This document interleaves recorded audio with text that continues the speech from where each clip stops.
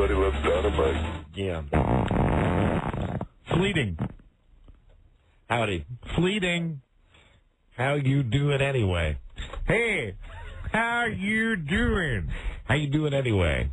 Is your microphone on, Buzz? I ain't hearing a thing, friend. He's nodding. He's saying yes, but it's not on. He's over there doing that thing he's doing. Look at him. Do that thing you do. It's like he's being a mime almost. He's checking to see if something's plugged in. Buzz Burbank, not on the air. Currently not on the air, Buzz. Wearing a shirt from the Michael Caine collection. Bippity, boppity, boo. Now, Buzz, why are you continuing to speak over there when it's obvious we can't hear you? Buzz wearing his shirt from Act 2, Scene 4 of Dirty Rotten Scoundrels. Now, Rob is over there. Rob hit it. Didn't work. Just beating on Buzz. Rob enjoys pounding. There you go. Forcing. Beat Hello. it, Rob. Just beat it. Oh, boy. It's our first day back. I certainly hope he's not going to have to move over here. Oh, no, we can't share a studio with him. Not the first day back. That's against the rules. Not the first day back. That is against the rules. You know what he's wearing? We need everything to be the way it's supposed to be. Not when he's wearing a blouse like that. Buzz, did you get that blouse on your vacation? No, he's saying no. Hi, Mr. Producer, what's happening? Bear, you know Bear the engineer? Yes. He's going to come in and pull Buzz's module. Ah, very good. Yeah. Did you get a chance to check out his top? Did you say his nodule? Yeah, buddy. What's his top made out of? Buzz's top? Yeah. Not a natural fiber to be seen. Go feel it. It appears to be of a silken nature. Bear's coming in now. Now, Bear's always quite the fashion plate. Wearing a very interesting T-shirt today. Actually, he's dressed down for Bear. Yes. No. Although, hi, Bear. Yeah, no one can hear you. But the Bear is the engineer. He's a black guy. And Buzz is dressed more like a black guy than Bear is right now. Yeah. I'm going to guess that the shirt is 90% rayon, 10% lycra. I'd say it's 100% taffeta. I think it would melt, though, if you got it close to a heat source. It looks like something that Pierce Bronson would have worn in the Crown Heights affair. Is it see-through? Thomas Crown. Is it see-through? What did I say? Thomas Crown? What is it? Crown Heights affair. You said it's the Thomas Crown affair. No, but you know what I meant. It's Thomas Brosnan in the Pierce Crown affair. Mike, it is see-through if you let your imagination run wild. Look at that thing. How do you get it to hold its shape without wrinkles, Buzz? He's communicating you can't really non-verbally. I think he really tell us. He bought it at the Kenny Rogers website. Yeah, if you've not seen, if you've not seen Kenny Rogers recently, do yourself. I have, and I don't mean like go see his goddamn hokey show. I mean seen him on TV. Check him out now. First off, the eyes. Okay. What kind of plastic surgery has been done? It's horrible to tighten that face. Second, the hair. Right. Something different. He's got like the Julius Caesar hair. I heard something pop in Buzz's board there. He's got like the Clooney Julius Caesar haircut happening. Buzz is attempting to speak, and we're hearing nothing. Much better. Bear, whatever you do, make sure he stays over there. Because we need everything to be normal. Touch that shirt, Bear. That seems to me to be a shirt that a man of color would wear. Touch Buzz's shirt. And can Bear hear me? I think, Bear can hear Would you please touch Buzz's shirt and tell us? See, what kind of material is that? Does that feel like a white man's shirt or a black man's shirt? Rob, would we go get the answer, please? Well, give us a thumbs up. Would Bernie Mac wear it? Man. Thumbs up. Yep. Bernie Mac shirt. It's a Bernie Mac shirt. That's what he's got on today. We've gone for 2 effing weeks. I know. I thought we were getting something new. Oh, that's supposed to be on the on the horizon. So that's late summer, if anything, right? Yeah. Well, fortunately, we got 4 hours a day to fill, and I know at least 15 seconds we can fill right now while we wait for Buzz. 2 men side by side, the tawny. Hey, we mentioned it's great to be back. Such devotion. Now it appears that Bear is really doing nothing. Apparently the situation is beyond repair. Is he writing a note to us? He's holding up 1 minute. Says, give it 1 second. And you know what? I think Buzz, I'll give him some credit. I bet that's a medium. You know, he normally... Yeah, because it drapes on him. It's not tight. It would look foolish if it was tight. Buzz normally likes dressing like Simon Cowell. You know, the real tight, like itty-bitty Britney Spears shirts is what Buzz normally wears. But Buzz has actually got a shirt that seems to be flowing. No, he's holding up... No, what it's a large? You're indicating you're a loser? I get it. Large. Are you doing an L like Laverne and Shirley? That's it. No, it's a large. You know what this means? What's that? Do it again? You just did like the L? No. What does that mean? Large in charge. L-I-C? Or it could be. L-I-F-C? No, I don't know. I messed it up. You know what this means? What does that mean? That's worse than the finger. Really? I just read that in the newspaper today. If you do that under your chin? That if you're an Italian and you do this to somebody, it's worse than giving them the finger. If you do like this, it's like saying F you and F your mother and incidentally, have everybody else F your mother too. That's part of the Sacramento dance, what you just did. Mm-hmm. We've used that before. Yep. They're still struggling over there, trying to get it working. Struggling. Well, while we wait. Struggling. I don't care if Buzz is struggling. Let's start with some fan mail. Okay, because I know when we're gone for a couple of weeks that, it's nice to come in. And I said to Rob when I walked in today, I said, okay, where is hold on. Why is he packing up his stuff? No. Oh, no, you're going home? Oh, okay. He's going home. Good night. Now, hold on. We have to decide if we can tolerate having Buzz in the studio for our first day back. And see, this makes us sound like total asses. No, it's the way it really makes us sound like total asses. Like that, we're so put upon to have Buzz work in the same studio. Well, this is a very cramped studio that we're in to begin with, which is why Buzz is in the next room. It doesn't affect you that much. That's true. You just don't. What is it? You don't like giving up the foot space, the square footage. It's like I've got over here I got an 1,800 square foot condo, and it's half of it's going to be taken. What if we put him in that corner? I wouldn't want to keep my back to him. Thank you for smiling. All right, Buzz, would you be comfortable in that corner? Put him in the corner. Sure, put him in the corner. All right. Make him suck his thumb. So anyway, I said to Rob, "Where's the fan mail?" I come back from 2 weeks on the road, and he gave you some. And he said, "I've got it right here." And you won't believe it's incredible amount came in. One letter. We got one letter. So we're gonna make little Georgie Porgy sit where? Right over here. Right to my right, and he'll be on microphone number 2. Okay. Howdy, neighbor. Hi, neighbor. Are you okay? Hey, you can put your feet up too. There you go. Now let's see. Buzz is now. Let me see if I got that microphone. Hello. Come in, Buzz. Hello. There he is. Yeah, hi there. Hey, hi. And you know what? Hey, maybe this will be good. You know what? Maybe this will take him down a peg. Because hold on. How does that work? Hold on. Because now listen to this. Yes. He has to operate now. He smells dreamy. He has to operate with the same crappy microphones that we do. This is true. We don't have the luxury of having that Buzz microphone over there. That wonderful, exotic microphone that he uses in his own studio. It's not the mic. He's pushing What a little is the bit. cologne you're wearing today? CK1.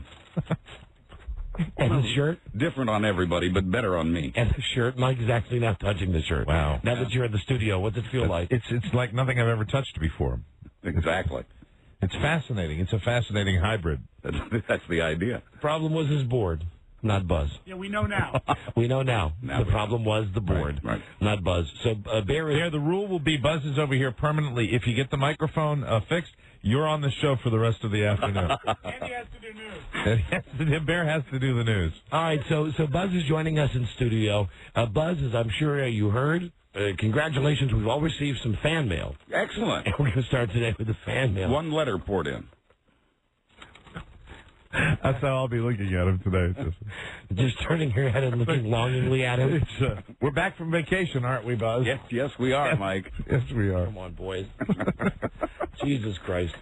What? What did we do? Yeah, what do we do? What we do? It's not you. It's his place. This goddamn place. You mean it's not going to be like Wednesday where we're already burned out? It'll be like it'll be minutes into the show. Bear? Hey, was that you? Yeah, we can hear that. Bear, you want to say something to it? Say something. 1, 2. Can you hear that? Hey, say what's happening. What's happening? What's happening? There you go. Buzz, get the F out of here. Get out of here, Buzz. Goodbye. Get back over there. Goodbye, turkeys. I enjoyed it. Yeah. Enjoyed it while it lasted. All right, now we'll be able to get things All is going. right with the world now. There we go. Thank you, Bear. Beautiful job. Thank you very much. And you? Yes, Well, like in the last 2 weeks, you couldn't have him just check out that goddamn room? that worked on Friday night when I came in. You're a liar. I am. Yeah, I know you're a total liar. Did everybody get Rob's welcome back to the show email? Buzz? Yes, we did. Buzz? Yes. There. Aye. Now we can rock and roll. All's right with the world. Before we get to the fan mail, Buzz is over there in his room. Hi, Buzz. Aye. Cue the foreigner. 2 men side by side for 20 years. Tony. Goddamn. Ocean makes So now, what's happening now, Buzz? I mean, We're putting the screws back in. okay. listen there. Listen, Kenny, you certainly can pick up the microphone and bring it towards you to speak. Okay. Okay, Mr. Rogers? All right. I mean, Buzz is like standing very petitely behind Yes. Bear. If he stands up, he avoids wrinkles. That's right. May I? Yeah, so, I love how are you now? I'm well, thank you. How are you now? Good. Everything works. Everything's right with the world now, right? Yeah, so now everything is working Everything's fine. as it should be. everything's That was good. close. We are all set to go. Mhm. Uh-oh. What an M-E-double-S. Uh-oh. Hello, Telephone. Don and Mike show. Hey guys, welcome back. Hey. Hey, I was thinking about you the other day when you obviously were the one who burned up that cruise ship with your cigar. Just wonder if Yeah. you're gonna get a chance. Are they gonna let you back on one of those things or what? Guilty. That was Embarrassing. Guilty. it's amazing how you fled and you got yourself to safety and everybody else was really in it for a while. Yep. Those things go up like nothing, you know? Tell me about it, knew? Mike. I'm an international man of mystery. After all, hey, they never caught me in Aruba. Mm-hmm. Never happened. No. Aruba, Jamaica, come on, I want to take you. That poor girl. I read about that too. Like everybody did. As I was sitting on a sandy beach. What happened? Well, they still haven't found that chick in Aruba Right. all those months later. And why is that news? And because they got some guy out who says that he might know where she was, so they were like digging up the beach again. Did they send out like the people? I thought that when I saw that, I didn't hear the audio, and I saw like the rows of two walking along the beach. I mean, that was new stuff. I thought they were showing old footage. No, that's new. They're still looking for her. No. Still looking for Been a her. year, right? Good luck. You want to find her? Look at my freezer. The only news I watch on vacation, one kind of news, fishing report. She stands alone. Of course, I spend my entire vacation watching ESPN Deportes. And, of course, putting your cigar out on the curtains. Stop it.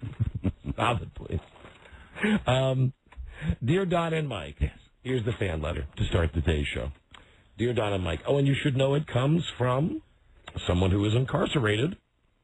Man's name is Naturally. Milton Urado, and he's in the joint in Orange, Virginia. Orange, Virginia. Now, we haven't gotten prison mail in a long time, and it usually comes in bunches, and we love it. We encourage our cons to write the show. Yeah. Prison mail is usually the best mail we get.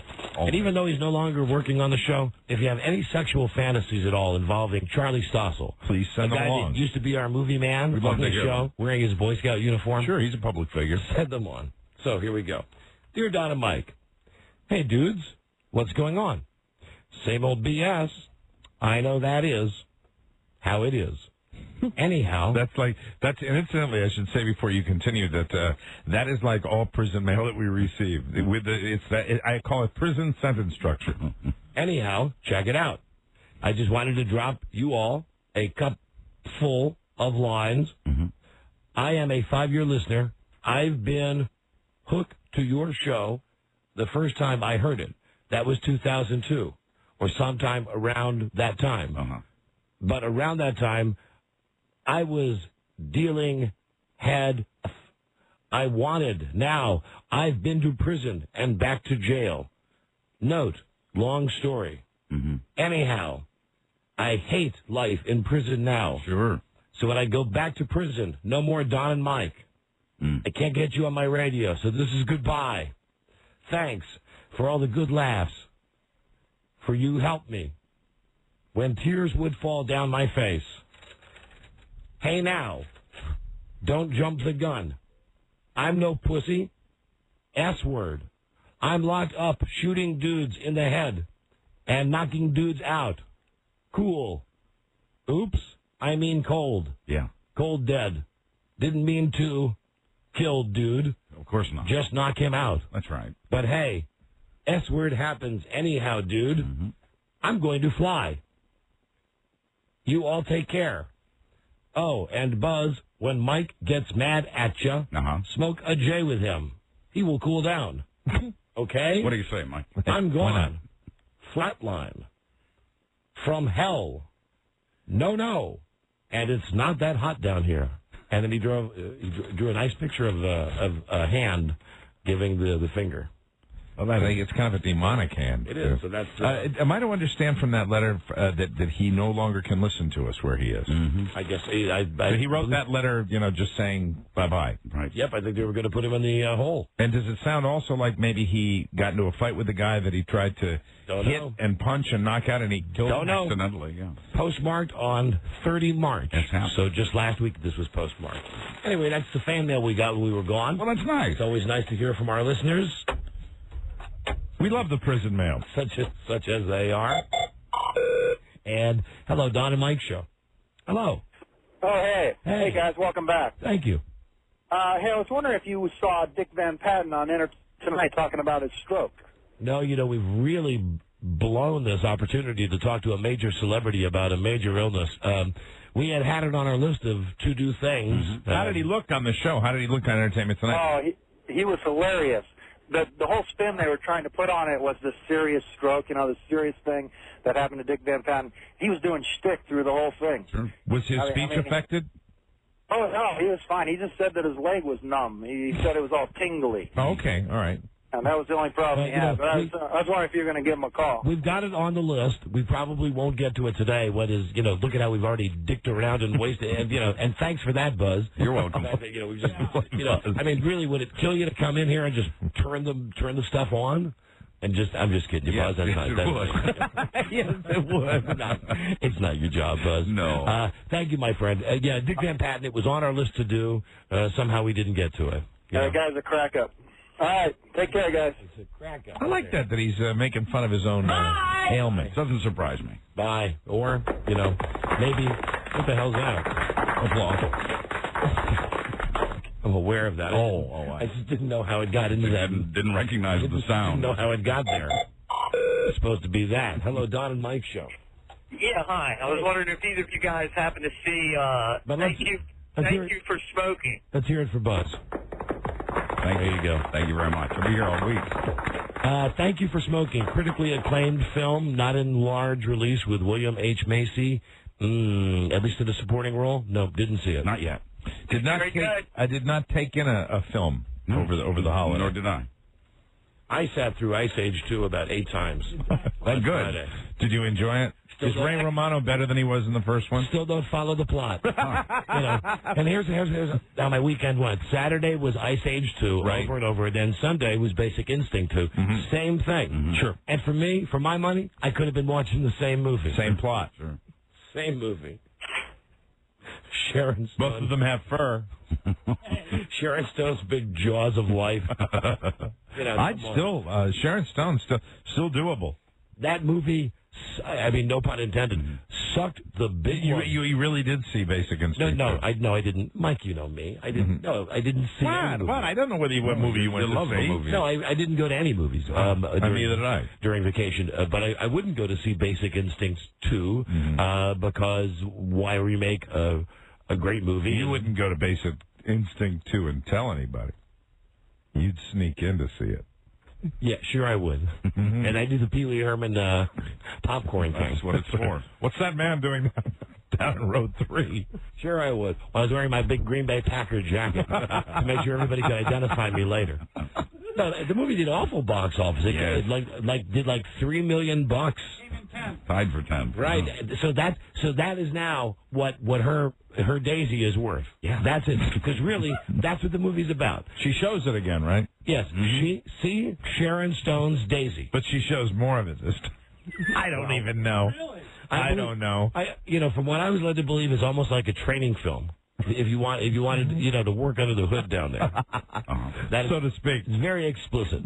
There's a lot of CSI techniques. You get in on every nook and cranny. Some people say it's like looking at a Thomas's English muffin under a magnifying glass. It's like watching the Learning Channel, nooks and crannies. Yes, with those special episodes. And that creamery melted butter. That's all her. But no, the movie sucked. Nobody goes to see it. The only movie I would have gone to see is that Denzel movie. I wanted to see that one. Didn't get a chance to see that. That's the one I would have liked to see. That would have been my choice as well. And that did very well at the box office, didn't it? Yeah, it did until Ice Age came out. Yes, the kids love Ice Age. Jesus, stupid friggin' parents, stupid friggin' kids. A movie like Ice Age. I never saw the first one. I imagine it's like all of them now, that it's got the slick computer animation, and you have the celebrities that come in for 1 or 2 days and lend their voices to it, and because it's easier than hiring a babysitter, you can pay $8 and take the kids to watch this nonsense. It's like, what? I've not been a big believer in all. I mean, I loved Toy Story. Yep, Toy Story was fantastic. I kind of like Toy Story 2. I love The Incredibles. I love the original Ice Age. That's at the top of my list in fact, that might be number 2 to Toy Story because it actually was funny. The one that killed me and the one where I gave up on the genre was Madagascar. That's when seriously I wanted to pull a cruise ship on the theater. That's how I felt about it. Because what it is you've got the entire frantic animation. Where it's just moving so much all the time. The guys that are at the computer screen feel they have to move these characters all over the place like this, and it's like, stop it! I hate that. Well, it's become like Vanity Press for these actors. I mean, it's like, Vanity Press is when someone cannot get a book published, and they end up just going to a publisher and they pay like $400 to get 20 copies printed, so they've actually got it. It's a way of saying, putting on your resume, I'm an accomplished author. I'm a published author. For a guy like Ray Romano, who really, now come on, when you think about great comedic voices, really, it's not one that jumps out at you. No, but it's a noticeable voice, right? And that's all they care about now. They care about showing that in the credits, And isn't every one of these movies that's ever been made, every animated feature in the last 20 years in Hollywood has featured Will Smith and Jada Pinkett Smith? Yep.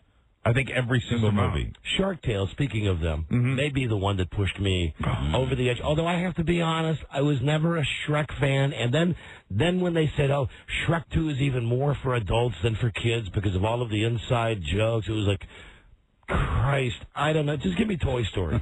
Just give me Toy Story. Yeah. That's all I want. Shrek, I hated Shrek. I hated Shrek and Shrek 2.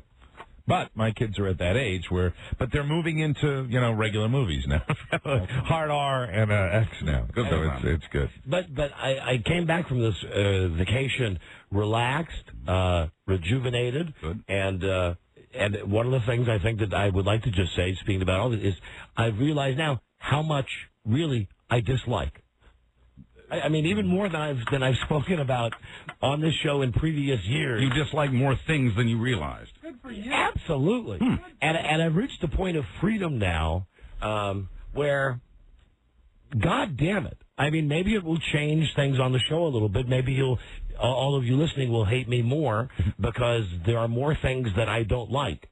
I don't like this trend in animation. Even though it's visually pretty to look at for 1 second, it's just J.O. time for these stars who, some bitch like Kelly Ripa who just wants to be a voice in some Disney cartoon so that she can play it for her kids. And I think if you want to be specific about the animation, you've got Shrek and you've got a movie like Ice Age. They're two kind of slightly different variations, but it's the same stuff. It all comes from a computer. Right. Even when you get one like Cars, the NASCAR type one, I don't want to see that crap. I hate it. I don't go to the movies because I hate the movies. You should love movies. No, but I really, there's nothing good out there, Buzz. True. There's nothing good out there. But having said that, which Freda would have hated, but TFV on that, I'm feeling really good, and for the first time I think since Freda died, I'm feeling happy. And I know that I'm happy because all I've got from my vacation, and I really only spent like 5 days away from home. People piss me off so bad, and now because it's just me, and there's no one else to stand next to me and say, please don't speak to these people, or please don't make eye contact with that man, or why must you take things to the next level? I found it to be very therapeutic. Liberating. Liberating, and came back and thought, you know what, here's the thing. I'm not going to be... I almost feel guilty saying this. I'm not feeling as bad about Freda passing as I have before. I'm finally starting to turn a corner. I mean, like, since Freda died, really coming in and doing the show has been a pain in the ass. No offense to any of you guys. I mean, I love doing it, but it was like, especially before this vacation, it was just like every day I would get up and go, oh, do the show. Well, what's different? Well, I didn't have, my sweetie pie. Well, I realize she's gone. She's not coming back. And I don't know what happened over the vacation, but I just got the feeling that she wanted me to move on and wanted me to be happy and just realize what's really important. And, I did realize that. I came to a real revelation over this vacation that, goddamn, a lot of what that woman used to say to me is absolutely true.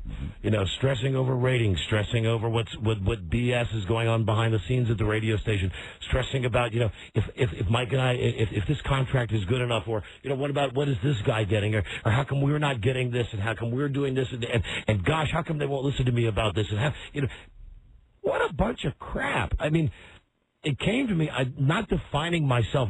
My life is not defined by doing this stupid radio show, which I don't mean as a put down to any of you guys in this room or anybody listening. No, I agree with you. But for a long time, and Freda used to point this out to me as well. My life is not defined by this radio show either. My life is defined by my restaurant. She would.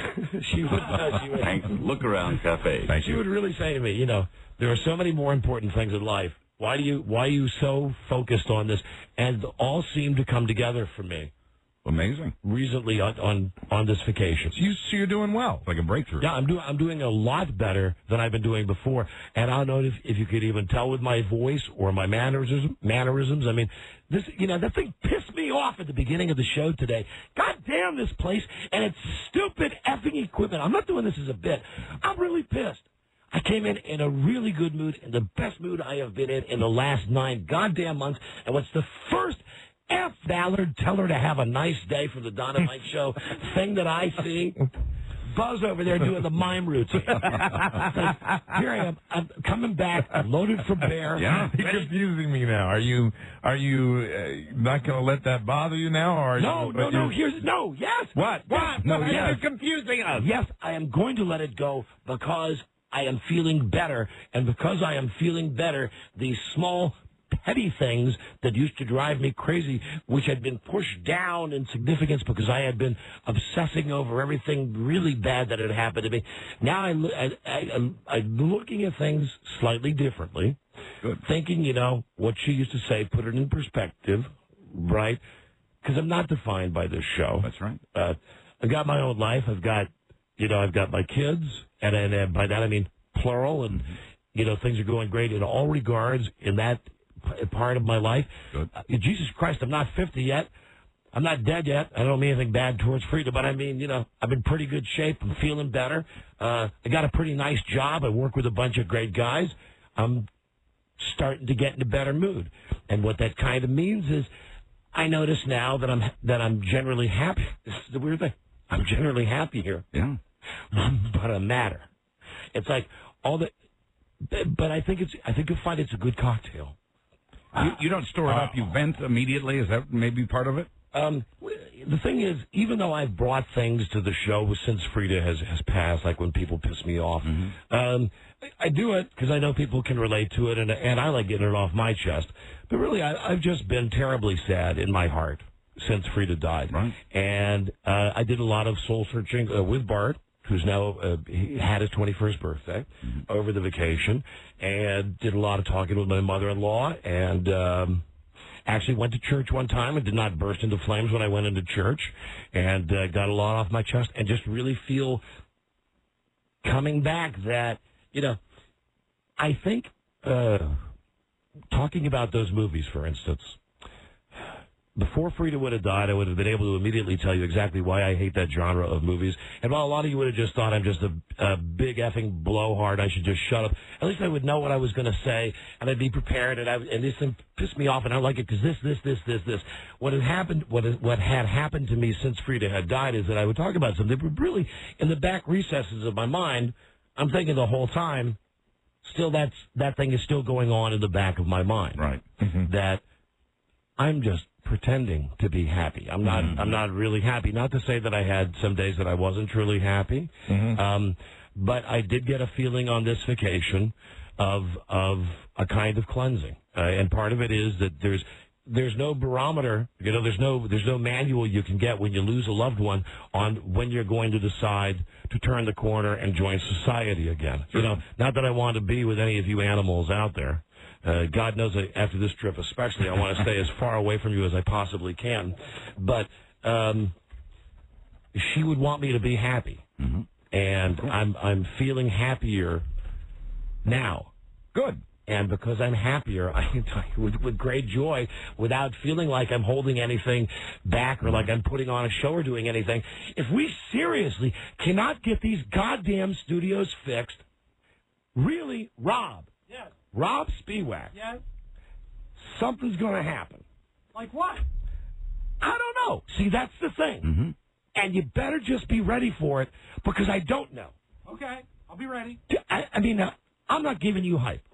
Do you remember, and I guess I was always comfortable doing the show always with Mike and everybody, but the last 9 months since Freda has gone, my head's been in other places. Right. God damn it. What's the rap on me? Aren't I always supposed to be just that far away from losing it? Yeah. Well, yeah. Okay. We love that about you. You're back I there? know, but that's me. That's what I'm saying. Okay. So what I'm saying is, like, you say what's going to happen. Well, I don't know what's going to happen. Don't know. Don't know. Don't know. Guess what? Maybe we'll change producers. I mean, that's kind of a radical. I'm just throwing that out there just to make you feel, hey, come on. Right. I'm back, baby. Yeah, clearly. I'm back. Glad you're feeling good. That's good. Now you're gonna look at his face. Take a look at his face. Look at his face. Now you just threatened him with his job. Too bad. You just threatened his job. Listen, but then again, last time that you took that away from him, that was seriously. The next day he came in here, he was very happy. And Mike, you know this. You know that I don't really mean it. Well, right. On some level, I really do. I know you always I don't mean it. But I mean, really, just check that stuff out. Okay. Because really, I mean, I hate to say this to you. She would have done it. I know she would have. Corduroy would have done it. She might actually be the one who broke it. She would have screwed up everything else on the show today. But Buzz's microphone, she would have checked Buzz's microphone. Well, as soon as she opened her mouth, she would have screwed things up. Of course she would have. But she would have been, here at 6 o'clock in the morning doing her little busy work. It's just going on vacation. Mm-hmm. I just feel like, just get ready for. I don't know what's going to happen. I don't know. Mike, don't look at me in that tone of voice. I'm just trying to figure you out. I think about you often. I'm happier now than I've been for a long time, which means... honestly, I didn't call you during this vacation. Normally, with recent things that have happened, I would call you midway, usually, right in the middle of it, just to see how you were doing. And I didn't because I didn't want to bother you because I get so tired. I would really, I'm being honest here, I would get so tired of calling you and something would be happening. And I almost got to the point where I felt, I have to tell you the way I felt this morning when I called you, because I thought I'd done it again. What? I felt that when I would call you, that it would almost be a bad luck charm. That Rob could call you and everything would be cool and like you guys would have, but I would call you. I mean, sorry about that. Hey, way to drop the S-bomb, although thank you for embracing my new philosophy. There would be something. Anything can happen. Mike just said S-H-I. Mm-hmm. Right. That's because I'm really being honest. There would be something going on. And I came driving in today completely stressed out because I thought something was wrong. Ooh.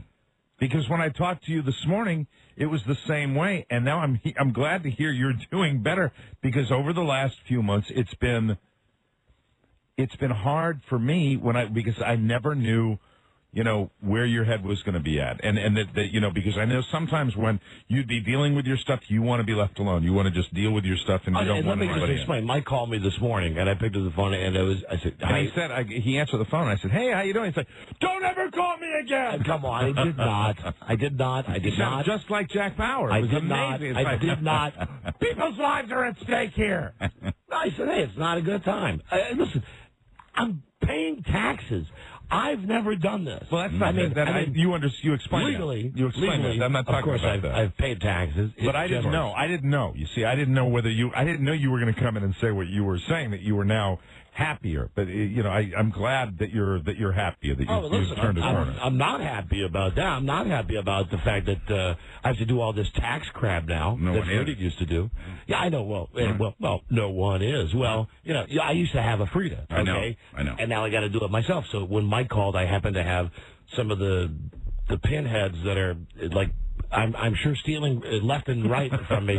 They were over trying to explain to me why I should just sign here and sign I picture here. you like in your pajamas, surrounded by all these people with business suits on and pencils, and they've all got those little green visors on too. The thing is that they go through this stuff so fast, and it's like. To make it easier for you, we've got these color-coded little sign here stickers, and once you sign like the 20th one, at one point you would just want to say, exactly what am I signing here? Oh man! Then forget about it. You don't well, anyway, know. That was when you called today. If you sign on the little things, and I've been doing that for a long time, signing the little stickers that says sign here. Really, you hear about it. You hear about it in the press sometimes, and somebody comes out and they say, the manager was last seen in Ottawa, Canada, with $700,000 in cash and gold bullion. It happens. So. I'm not going to say I'm sorry to you because I wasn't rude to you this morning when you called. No, yeah, I mean you don't were. Believe it was I'm in the middle of. I told you I'm in the middle of tax stuff. I know. Time was of the essence. It was. I had to do the stuff, but. Now what? What are you looking at me like that for? In 2 whole weeks, I didn't want to bother you. Where's the love? Hey, how are you? How's everything? How's your vacation? Well, now you're finding out. It was great. You could have said fine. Said I'll tell you the whole thing at work. I'm in the middle of something. Excuse me. You could have handled it a little nicer. You could have been a little. It's nice to be important, but it's more important to be nice. Hey, hold on. Did I take the call? Technically, no. You are so wrong. Oh, you called after. I called after. Okay, hold on, because I know that. Tell me if I'm right. Okay. What? The phone rang and you're doing your taxes and you go, oh jeez. All right, wait. Let me just call him back. See what's going on. No. Here's exactly what happened. No, we're sitting in the dining room and there's all that stuff that's laid out, and the phone rings, and I said, screw it. I said, whoever it is. Just let it ring. And I heard it rang more than the times when I got 2 lines in my house, more than the time it goes to voicemail. Oh, let me go. It was someone calling who got like my hotline. So I saw it was you on the caller ID. As courtesy, called you back, said, hey, no, you call. I'm in the middle of something right now, in the middle of taxing. And if anything, you bastard, were short with me because I was not short. You said you were going to do your taxes. We're back. You said you were doing your taxes. I said, here's how it goes. I'll see you at work. No. I said, that's what I said to you. I'll see you at work. And it was, I'll see you at work. Click. Because you said I'm in the middle of this. I can't talk right now. I didn't hang up on you. Yeah, what? Did I hang up on you? Yeah, you can't say goodbye. It's like I go to the other room. I say, who was it that called? Mike. I better call Mike back. Now, I'll give you that. I call you back and I say, hey, I'm sorry I missed your call, but I'm doing the tax crap with a bunch of guys. And here's exactly what you said. You said to me, is there anything, was there anything important? Right. I said, not just going to say how you were doing. Is that all it is or something like that? And then I said, okay, then I'll see you at work then. And I got off the phone as quickly as possible. That was not a hang-up. That doesn't count as a hang-up. That was you're up to your ass in taxes. But I'll see you at work. There was no goodbye there from you. I didn't think you were. I thought you were too busy to even entertain a goodbye. I'm never too busy for your goodbyes. No, but I'm glad to hear that you're doing well. I'm glad to hear that you feel good because much better. The more you feel good, the more I go back into my usual defensive shell with all of you. I'm really not comfortable reaching out to any of you. Can I be honest with you? So please call me if you need me. You don't have to reach out to me anymore. I'm fine, and I mean that seriously. I will do it occasionally. All you MFers, no, do it when I ask you to. Do it when I ask you to. Done. I want to say this about you. Mm-hmm. You know what? In some ways, you're shallow Hal. Yeah. But in other ways, this is what I think about you. Here's a compliment. Yeah. You are probably the only guy that will really do it. Yeah. And for that, I say thank you. Sure. But because I know... You get what I'm saying? Yeah. Because the rest of you guys, I know that at some point you're going to want, I'm going to get the call from Buzz or from Rob. It's like, hey, I know we haven't talked about it, but really, is everything okay? Or you'll mention something to me. One of you guys will. You know who won't? Who? Buddy Boy. But you know what I thought about? Nike. And that's a compliment, Mike. But seriously, what I thought about? Thank you. I thought about... We talked when everything went on about like post radio, like when we're not working together, when we both go into the sunset doing whatever we're doing. I was thinking about how pleasant it will be because we'll see each other. What do you think? Once a year? Yeah. We'll see each other once a year. I'm sure we will. And it'll be very good. It's a picnic. It'll be very good. Is that you being a... You know what? Or are you... Yes, I'm feeling better, yes! I was thinking how cool... No, I thought... Especially like if you ever ended up like down in the same area. I thought we could live like the birdcage after we did the show, Mike. That's what I thought. No, I was thinking how nice that would be, because I know how you treat your friends in radio. Like crap. No, you treat your friends when you have reunions. It's always a very pleasant thing. Mm-hmm. And I was always saying, once a year, it would be a lovely evening. Yes. Maybe biannually. Biannually, maybe an overnight. Or you know what? Maybe biannually could be an overnight. Here's what I was thinking. Yeah. Certainly not to put either of us on this level. Right. But maybe we could have like a Johnny Ed type relationship. Where that would be good. You call me, and then when I die, if you predecease me, yeah, then I just pretend like we got together every week, and vice versa. I have no problem. I'm comfortable with that. No, I'm kidding you. I'm busting your balls. Now I'm glad to see that you have. Turn this corner, but I'm still a little confused by it. So because you're saying you're happier, and you know that Freda would want you to be happier, but you're going to be more. You're going to be like stuff that's bothering you. You're going to get off your chest a lot more freely. Is that what you're saying? And yes, and I believe perhaps in a fashion that is more in tune with the way that the show had been done. Before Freda died, not that since Freda died, the show has been different. But in my head, it's been different, and I feel like through events that happened on this vacation, some of which I will tell you, some of which I will not, because they're private and really, I don't want to get all spiritual on your ass, but there's just some things happen. I know things are cool. I'm just feeling better, good, ready to come back, ready to fight with any of these dicks at this radio station. Mm-hmm. And I mean, really, knock down, drag out, stay the frig out of our faces, leave us the frig alone. We are the men. We're here to do the job. We are here to conquer the radio universe, and that's what we're going to do. And goddamn. All right, I like that. God frigging damn. Now that I'm feeling good now. To anybody that would say anything otherwise. Me and Mike, as you know, are already, let's face it, multi-millionaires with a show that, even though we are heard nowhere, we're in 28 markets. Do you know? I was reading just the other day, I'm not kidding you, and in a radio publication, Radar Research, which is like the Gallup poll. Mm-hmm. They did a thing of the best known radio hosts in America. Yes. And of course, like you would expect, it's Rush Limbaugh, Sean Hannity, Howard Stern. Well, guess who's on that list? Now, granted, we're not up in the top 10, but we got 27%. Mm-hmm. Now, I look at that and I think. And I don't know what a lot of you out there think about your careers. And again, thinking that I'm not defined by my career. I got the balls to come on the radio and tell you that, yeah, a while ago, Mike and I, especially me more than Mike, had grand aspirations, go to New York, go to Philadelphia, go to Los Angeles, take over the world. Hey, listen, so we didn't make it to some of those places, but goddamn, we did pretty friggin' good. Mm-hmm. And the fact that our show in a national, not biased by anybody, survey of people, 27% of people in America know who we are. That's cool. And we're on 26 radio stations. Right.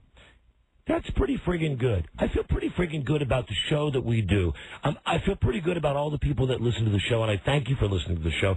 And especially thank you for listening during the last 9 months when I feel like I've just really not been just full of piss and vinegar and ready to just kick some ass. Now you are. I mean, Not that, listen, we can't bring the naked chicks back on the show. Mm-hmm. We can't do that. You know, we can't have Oprah having diarrhea in the bathroom. Mm-hmm. We just can't. There are a lot of things that they've told us that we can't do. But Jesus Christ, I just have the feeling almost like a weight was lifted off my shoulders. Excellent. You know? That's fantastic. And I feel like it's okay for me to come in and say, I'm happy yet I'm mad. Mm-hmm. And the reason is because I'm not mad because my Freda is gone. Mm-hmm. No, I'm mad now just because people are jerk-offs. Like those, incidentally, like the 3 beaners today in front of me, and I just want to say, yes, that's right, the beaners. I'm positive that this thing that Bush got, that they want to do, that if, whatever the thing is, if you work for 6 years, and you take a test for 5 more years, listen, these guys would never pass. They're here illegally. I know this. They are driving a moving van. What do you got there, Rob? Hank's Look Around Cafe. What are you doing? I was looking for that in there. Oh, would you? Okay, back off. Wow. Back off. I'm So you're ready. happy, but your anger is now directed at your producer. No. No. Yes. Yes. Okay. Yes. No. Only if he deserves But it. it's happy anger. I mean, here's the thing. I'm on a good roll. I'm talking about something. He puts his big Herman Munster hand over, indicating, hey, here's something funny to play. I play it, and Hank's Look Around Cafe. it's got nothing to do with what I'm talking about. No problem here. No beaners there. Well, all right. Okay, Mike does have a lot of beaners that work at his I restaurant. do not. Yes, you do. Everyone legal. I do not like that word. Anyway. They're like anyone that works for me. They are friends. Okay, I'll see you at the coffee beanery, okay? Very good. Or amigo. Yes. Mm-hmm. Anyway, I'm coming to work today, and there are these guys that are driving a moving van, and there's 3 of them inside crammed inside the little front area. In the cab. Yeah, and speed limit, I'm on a windy road, speed limit about 35. They're going 15 with the left-hand turn signal on the entire time because they're looking for a specific house. Now, as it turns out, it's a double yellow line, so I can't pass. Right. Also, I remember I'm not going to ride right on this guy's ass. So I'm coming into work and I'm thinking, I'm so pissed about this, but on the other hand, again, that's just when it came to me, and I know I'm rambling here, just bear with me. It's like, oh boy, it feels good just to be pissed about this, but to think at the same time, I'm not so pissed off about everything else in my life. Right. That everything else in my life is working That's out. not the one more thing to go wrong. That it's just something going wrong. No, but I'll tell you, the one thing, it was the one time I was looking for the phone number on the back of the truck, like, how am I driving? Call me, because I wanted to call and say, hey, listen, you have, Freddie Prinze Jr., seriously, in his straw hat, is driving this moving van 5 miles an hour. I'm going to be late to work on my first day back from vacation, when I'm going to come in and be happy and be happy. But no, I got to be behind. No. But no. I think I understand. You get what I'm saying? I kind of do. I might not be all there, but I think I understand. I think I understand what you're saying. That the little things you're going to bitch about, which we've always bitched about. Both of us have done this. We've always done that. Those are the things you're bitching about. Those, but it's not symptomatic of the overall. I just feel malaise that you've been in. I feel better because my life had been defined before Freda died. My life was defined by my family. I mean, I don't give a crap what any of you think about me. I hope you listen to the show because it helps pay our bills. But if you do listen, maybe one of the things that you do like about me, or maybe one of the things that I don't care. Here's all I know: my life used to be my family. Right. Even though I love radio and love doing what we do, my priority was always Freda, Bart, and Amy. And Freda's family. Although I let things get a little nutty in my head sometimes. And Freda used to tell me that, you are stressing too much about things that don't matter. In the big picture, come on, look at what you've got. Look what you've accomplished. And all of that came back to me over vacation. Good. And I just felt kind of a calmness, like, whew, okay, she wants me to be happy. God damn it, I'm going to try to be happy. And once I found that I was just going to let stuff roll off a little bit and not walk around with a chip on my shoulder, which I have been for the last 9 months, really, and I know this, it's been over 2 weeks now that this chip has been going off my shoulder, and I feel incredibly better. Good. That's all. Because as you said before, everybody's got a timetable for that. Some people can do, and there are people that can do it in a short period of time, but most people it takes a little longer. But listen, for me, my timetable for being normal, or at least getting back to being the usual dick that I am, it's now. Mm-hmm. It's now. What's happy news? I'm ready to. Not that I've not been ready to come to work every day, but I'm really ready to come to work. Cool. I'm really ready to come to work. Let's go get him. And you're on thin ice. I know. I mean, you're on the thinnest of thin ice. You know what I'm saying? Where I'm happiest. He's been there before. He'll be there again. Get used to it. You know what I'm saying? Get used to it. I can still provide for your son. You know what I'm saying? I do. I appreciate the fact that I am your son's godfather. Oh, good. That matters a lot to me. But it does not mean I will not cut you off at the knees. All I know is if I'm on the ice, it ain't that thin. Mm-hmm. And Rob, this is from me to you. Don't worry about what he has to say, okay? What are you doing? 2 words for you. Line cook. Thank you. All right. Always a job. What were you doing there? I heard you, I had a problem. what was it? What, with your ear? An earwig. My ears. Would you like to look at my left ear? Would you like to look what the sun has done to my left ear? No. Oh, a little sunburn, maybe? No, of course. Peeling? It's really it's not just peeling. They're chunks of flesh Hold on, coming let me off see. of it. Let me see, really. Pussy says what? Stop it. Shut up. My ears hurt. They're itching. The skin is sloughing off my ears. Maybe it's this one. No, this one's better. I'm fine. Prince Charles says what? I'm A-okay. What you got? Yeah, my ears look like Prince Charles now. You got the plague? I look like Trot Nixon. Of the Boston Red Sox.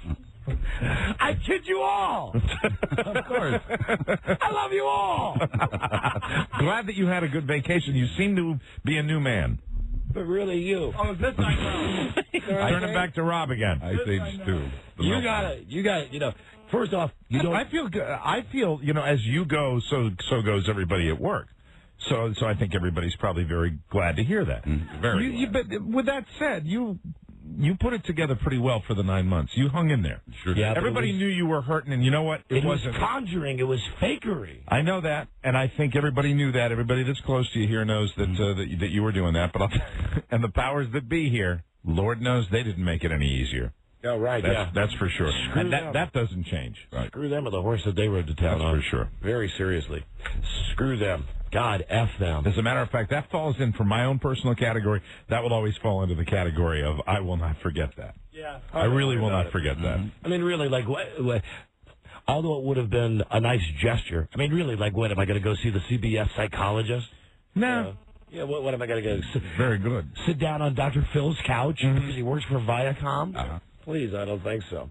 Anyway, had a good vacation. Want to tell you about it. And, boy, people are pissers, aren't they? Yeah. They're just pissers. I'm all the way in Jamaica. Well, we're going to have to break first. And then start the show. Start the show officially. And then officially start the show. Fair enough. And everybody's microphone is working? Yes, correct. Yes, Everything's working. That's right. So, how about you? Turning back to Rob again. How about you? QC. Yeah? What's QC? Quality control. Yeah. Okay? Yeah.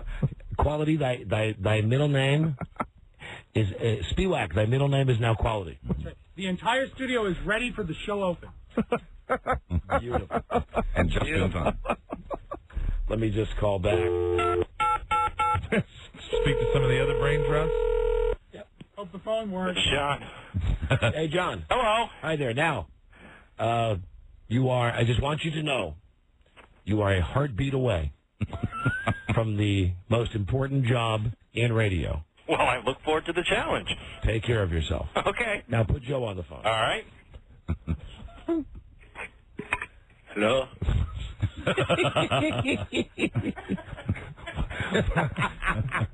Hello. Why did you call Rob, very drunk, wanting my secret home phone number? Because you said I could call you when I was very drunk, so I figured I would. Tell you I was looking forward to coming back to work. You invited such a call. And you did not give him the number because? Because I'm your best producer ever. I'm kidding. He made the right move there. Rob did good judgment there. Rob made the correct move. But Joe, I do appreciate the fact that you wanted to call when you were drunk. And what is it that I just want to say welcome back to you as well, Joe. Well, thank you. And even though I'm kidding about Rob here, if something should happen, and you know I'm really not kidding, if something should happen to Rob and he should not be able to cut the mustard as producer, and John Norman somehow gets the job, and even if both of them are hit by an elephant that falls out of the sky today, and if the Japs come back with like retribution, I just want you to know there could be a rotting goat in the studio that I would choose to be the producer before you. But I wouldn't have it any other way. But you are always safe, right there as the French fry cook of the Don and Mike show. Aye, Captain. He's happy. There you go. You've made him happy. Get out of here. Goodbye, Joe. Good day. Good day, sir. Hey, do your British accent. Good day, then. See the difference? Take us to break, Joe. Go ahead, in your British accent. What should I say? Take us to break, Joe. Take us to break, Joe. Don and Mike show, get a break. This is the Don and Mike Show. An accident west on 66 just 123. That's over to the shoulder now, but it is adding to significant delays from the Beltway. This Easter start a new family tradition by serving a legendary Smithfield smoked ham. Hickory smoked and always delicious. Spiral-sized hams from Smithfield, where eating well has a rich tradition. I'm Michelle Hughes on the Don and Mike Show, free FM 106.7 WJFK. Hello? Hello? Hang up. Rob? Yes? Go take care of him. Bye-bye. Hello? Even Gavin knows when they hang up. Not funny anymore. Hang up. All right, then. I'll hang up now. Hang up. There you go. This is the Don and Mike Show. Well, you know, I think George Mason's been playing great, but I really thought the key in the game was the three-point line. And their front court's great, and they go inside, but I think the one thing that's been missing from what people have talked about... The Don and Mike Show. This is the Don and Mike Show. Don't go to break. Don and Mike not to break. I swear to God, I'm trying not to turn this into Yell at Rob Spiewak. Yeah. Did that just queue up again? Just queued up. I tried to pull it out, but it had just queued. Just queued up. No one's fault, really, apparently. Well, really, it's his fault. She's supposed to yank it out of there before... Yeah, really, it's his job. You can only do that if it's his job. A little rusty today. A little bit. Yeah, just a little. Got a little rust on there, Rob. Sure. Got a little rust on. Get you some Rust-Oleum. Rust-Oleum, that's the great can of spray paint. Okay, so... you effed that up real good. Yeah? Yeah. Yep, you sure did. What are you going to do now? What are you going to do now to fix it? I was thinking about going to key your car.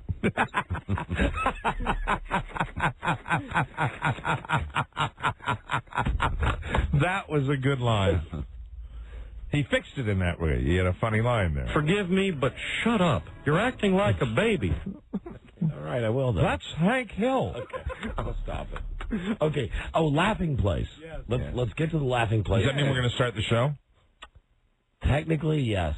Now? Although we really could, we have already really opened the show. Do we really technically need to open the show? You know, you're speaking to yourself now.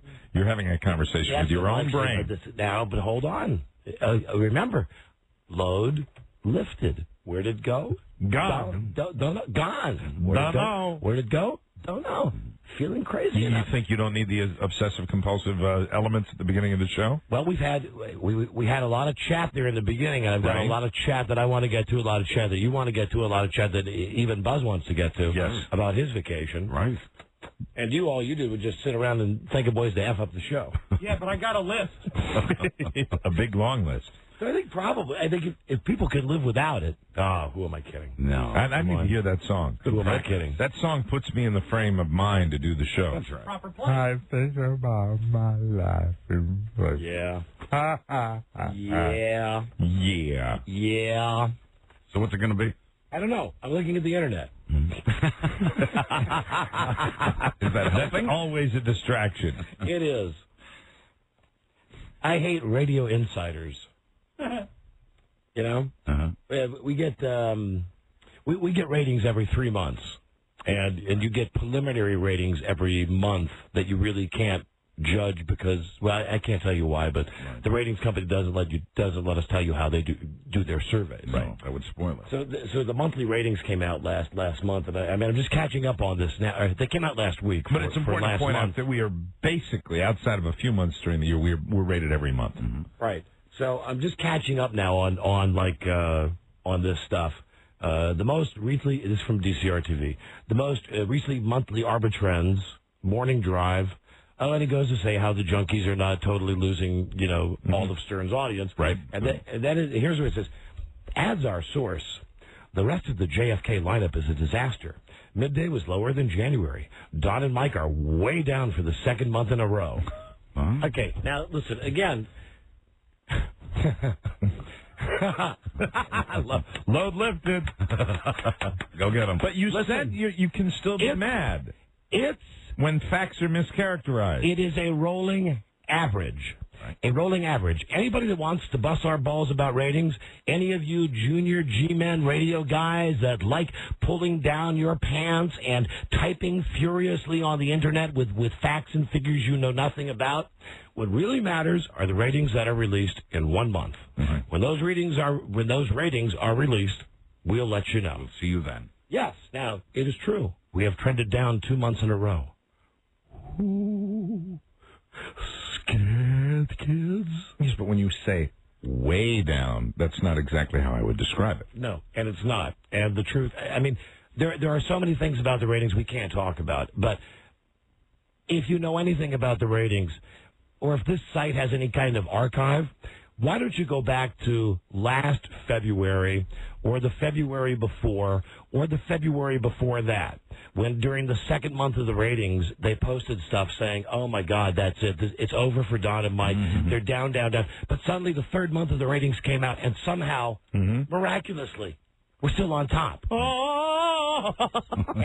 and even with what they're printing it with a radio insider saying, Don and Mike are way down for the second month in a row. No, we're not. Hey, Dick, the demo that matters is adults 25 to 54 at our current rating in the Washington, D.C. market, even with these slumping ratings, these diving ratings 2 months in a row, we're in third place. Mm-hmm. We're in third place. We're in third place with 2 crappy months. That's pretty amazing. Yeah.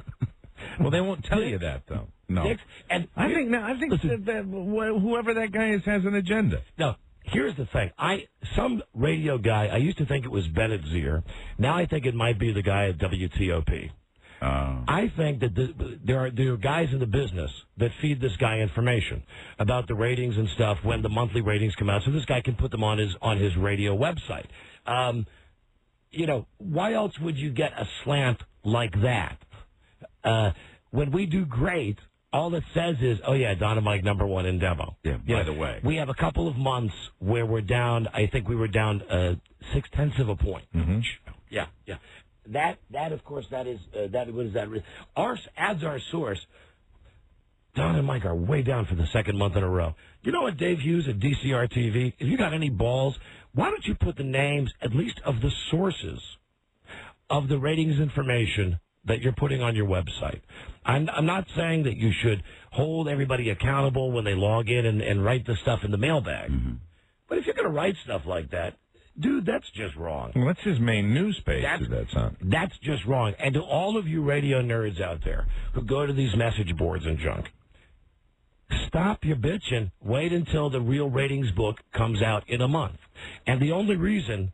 and this is just another revelation that just came to me on vacation. When for some reason, I know it was the day that the numbers came out, and I talked to Rob, and I was sitting on a beach having a drink, thinking about this, and thought, Why am I so friggin' stressed out about this? Because this is the way that I've been my whole life with radio. I'm going to try to not to be so stressed about it. But then I like during the break, and it was real good. I didn't look at the internet or anything on vacation. Good. I look at it, and I see that it's trying to make. I go, oh, that pisses me off. But I'll come forward and tell you, and here's why.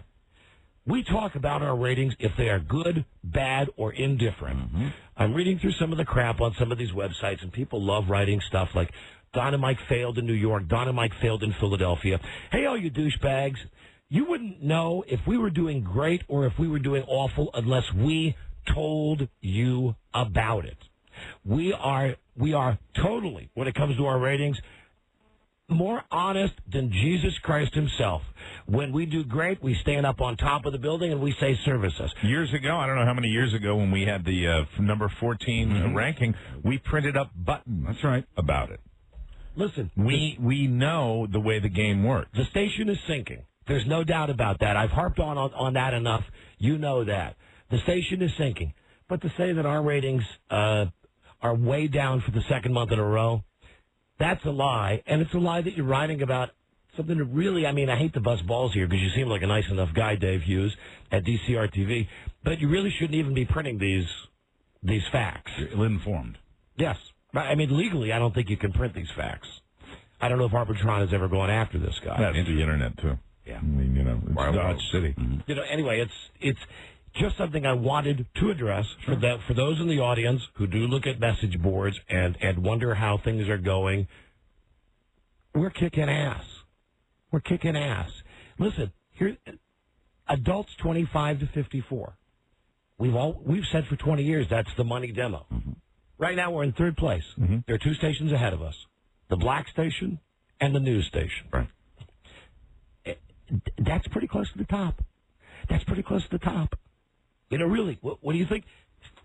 And here's the thing: when I had a freedom moment of breakthrough on the vacation about these ratings, because Rob called me, and I said, oh, crazy. He said, we were down just a little bit. I said, oh, crap. Because you don't ever like going down. No. But he said, yeah, but we're strong as hell. We're going to, we lost a huge month and blah, blah.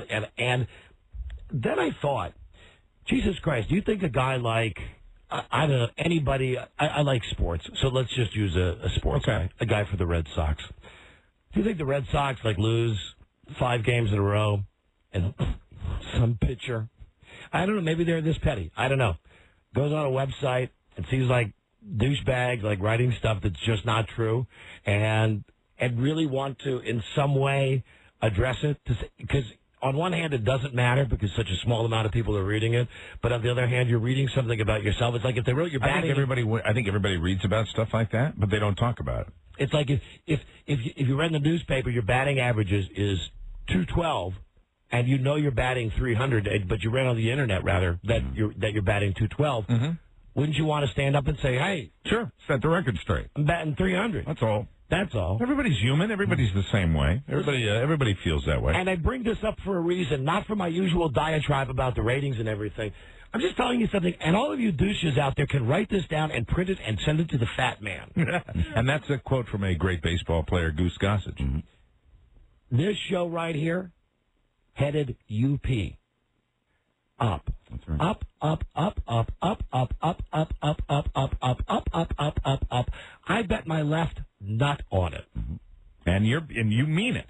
Yeah. You love that nut. I mean my nut. Yes, I mean my nut. And I'll tell you what. You know I'm going to walk away in 2008 when I'm 50. That's not like a DJ threat. That's just that I'm going to retire. Me and Micah could be number one in that beauty pageant of overall listeners again before we leave. I promise you we will. So all you guys, write it down that I said it today. Write it down that I said it today. But keep listening. Keep listening. Oh, yeah. I mean, with the good, the bad, the ugly, please do. Keep thinking you know everything that goes on behind the scenes here or anywhere else in radio. Christ, you only know what we've told you. But I'm telling you this. I'm back! And we're going to be back on top like we were. Not that we are not doing great now. We are. But I'm more energized than ever. Just as an FU to every dim-witted poster or every idiot program director Greg Gillespie we've ever had. We're going to go out on top. Excellent. And unfortunately, that may be the only way that we leave before 2008. Because, like, if we hit number one in the next rankings book, I may just pay Mike off myself. Say, that's it. We're done. We won the Super Bowl. Let's get the frig out of town.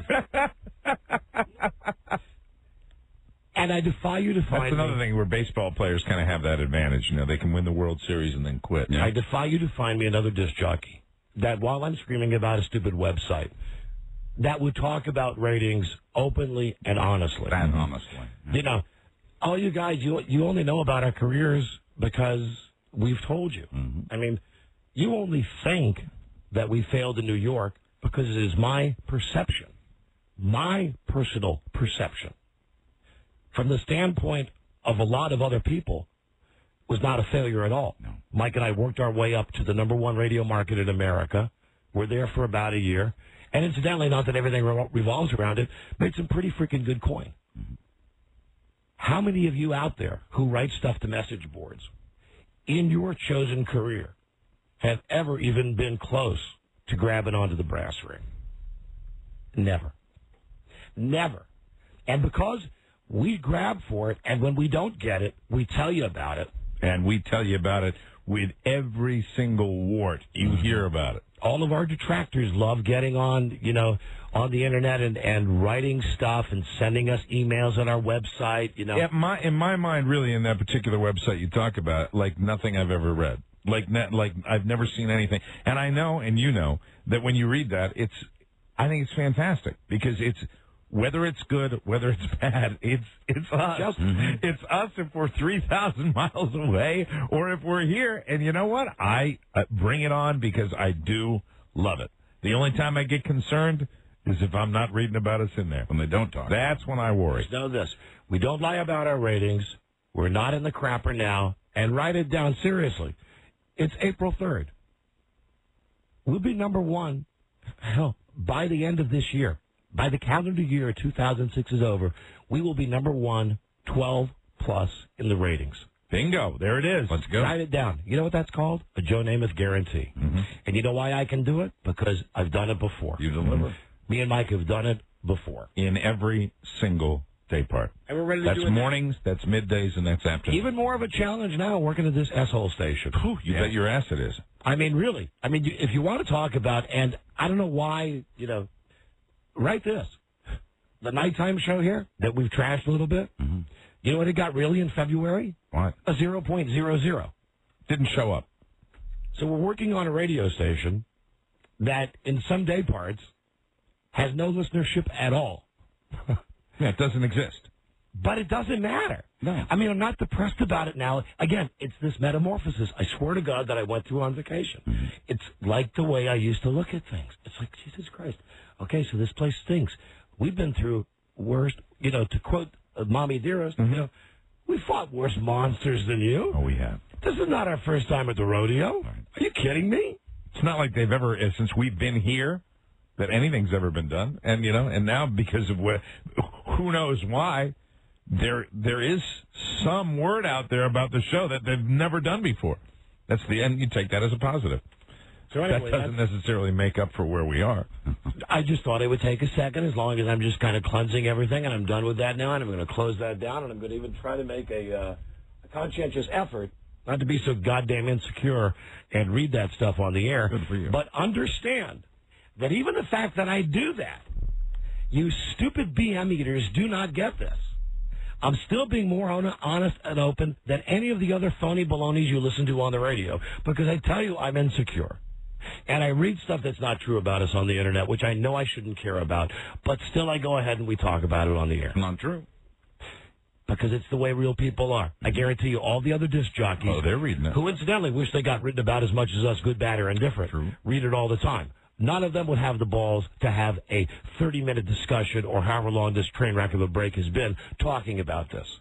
We do. So just get your facts straight. The ratings, the real ratings that you can legally comment on, come out 4 times a year. We get the winter ratings in about a month.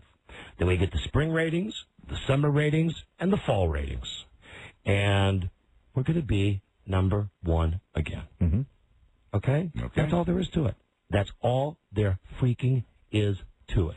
And you know why you can make that prediction? Because we're not all that far away from it already. Bingo. Hello. Bingo, which is what really gives me the red ass when I read something like, and I've got to think it's Jim Farley at WTOP who feeds this guy at DCR TV the numbers. You know, it's a good guess. I don't know if it's him or if it's Bennett Zier, the guy who used to work at Clear Channel. But somebody who doesn't work for our company feeds them numbers, you know, and feeds them facts. Feeds them numbers with their own interpretation of those numbers. Right. Which incidentally, is a cottage industry within the radio business. Listen, what you do in the radio business, and especially if you're working in sales, is you take these numbers. There's a reason why there's so many of them, because you take them out there on the street and you turn them into whatever you want to make them sound like. Spin them, yeah. All right, so now I've covered that. Thank you for letting me get that off my chest as well. Good. Okay? That's good. Another load is off. So put that in your pipe and smoke it, okay? And write it down. The monthly ratings don't mean anything. We're not getting our ass kicked. We are third place, 25-54. Men, I don't have all the breakdowns. Men, 1849, we're like number 3. I mean, we're ballpark everything. It's not number 1. But who else do you know who would be petty enough, insecure enough, and most importantly, honest enough to come on the radio and tell you this? No one. Most people would get on and say, hey, the Don and Mike show, still, we're the most listened to show at Afternoon Drive in the history of Washington, D.C. Don't do that. We still live book to book. We live month to month, day to day. So get off my ass. If we suck, trust me, I'll be the first to tell you. Especially now, because I'm just feeling it. I'm just feeling it. You're purging. Feeling it. All this has been inside of me since, you know. Next week we're going to binge. Freda really was, she in a lot of ways was the garbage can that I would puke into. Because when I would go home, I would binge a lot of this stuff to her. And what I've not had for the last 9 months is anybody to binge that to. And what I finally have realized is that, except for an occasion like today after vacation, I'm going to try to let it go a little bit while still speaking the truth. And still speaking from the heart. And any of you detractors out there, any of you cowards on the Internet that want to write anything you want to write, be my guest. Just know this. Someday when I'm done with this job, I'm going to be like Bill and Ted. Or Jay and Silent Bob. Oh, you were going to go to all the houses individually? Yes. That's the best. I said Bill and Ted, but I meant Jay and Silent Bob. Jay and Silent Bob, where they find the people that wrote about them on the Internet? Yeah, like some guys were like Jay and Silent Bob suck. They're dickheads. And they spend their time driving around. When they go to this kid's house, and this kid answers the door, like 13. They go like, they're looking at the thing, they go, are you, oh, let's do that. Dark Saber 17? And the kid goes like, yeah, hey, you're Jay and Silent Bob. And they go, yeah. Punch him right in the face. Drop the 13-year-old. So anyway, that's your update on the state of the show. I gave you my state of mind. That's the update on the state of the show. Very good. We're going nowhere but up, and I freaking guarantee it. And I know you would love nothing better, all you jealous wannabes out there would love nothing better to shove it up my big fat ass or Mike's big fat ass, but you're not going to be able to. You're just not going to be able to. Because I'm telling you, I've willed this to happen. You've willed this to happen. That's all it takes. Buzz, you're kidding. No, I'm serious. It's always worked before. I know. Exactly. I freaking know. Yeah. Right. I'm kidding, Mike. I got the scary powers. That's right. Watch out. You know what I'm looking for? What? Is he had no way of knowing. See? I got the scary powers. Rub that lamp. Rub that lamp. See the future. I see the future happening. Ooh. I'm not kidding you this time. I'm really not. See lots of good things happening. Well, you can talk about willing and the genie in the bottle and everything. I'm looking at the facts. And the fact is, we have done it before. We've done it all the time. We've done it many, many, many times before, and we will do it again. Hey, listen, let's face it. This station, if they had any brains at all, you know, screw whatever they want to do with the morning show and the middays or whatever. They should be saying they have on, with the exception of Hardin and Weaver, the most successful radio show in the history of Washington, D.C. Period. That's a fact. and it's not been noticed by enough people. And now that I'm feeling better, I'll do my little dance to tell you that we are just going to have to come back bigger and better and stronger than before to shove it right down your butt. And then we're going to run that thing again over and over and over that said, Don and Mike, #1 Arbitron rated. Bingo. Oh, that'll be a sweet day. Coming in calendar year 2006. Because I know our listeners will not let us down. No. We've implored them before, and they haven't let us down. But troopers.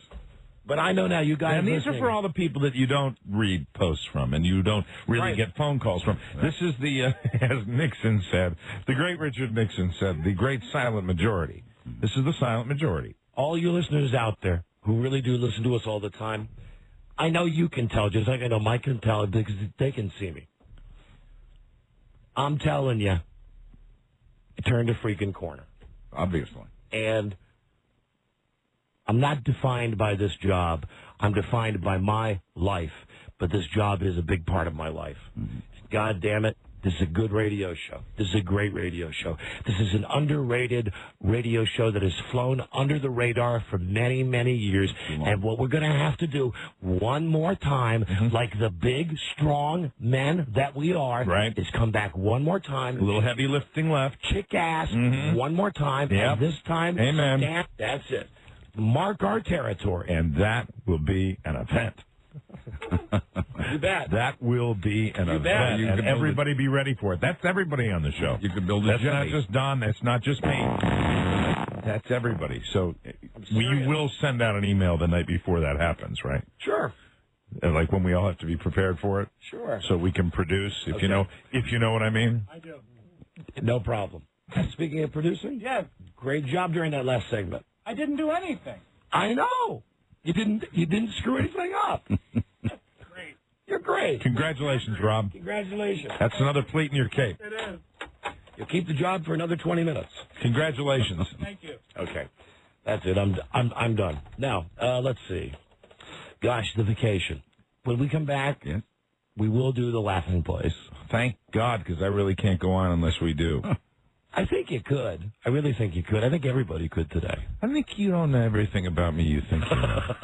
I think I do. Well, I think I might be laughing on the outside and crying on the inside. Yeah, could I do the show? Sure, I could do the show. I can do the show in any circumstances. But would I enjoy doing the show? What are you talking about? The laughing place. The song. You mean that not hearing the laughing place would somehow... You know, everybody's got their little thing. Internally, for Mike, it makes a difference. Okay, well, then here you go.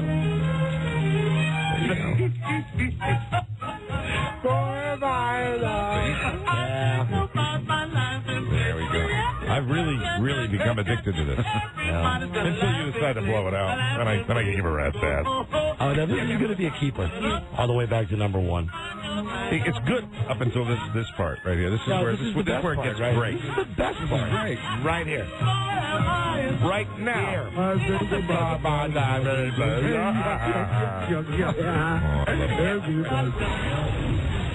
The following takes place between 3 p.m. and 7 p.m. Or between 2 and 6 or 1 and 5 and noon and 4 and check your local listings and blah, blah, blah. And I think, okay, now, can you live without your script today? Without your, dear Mr. and Mrs. Can America?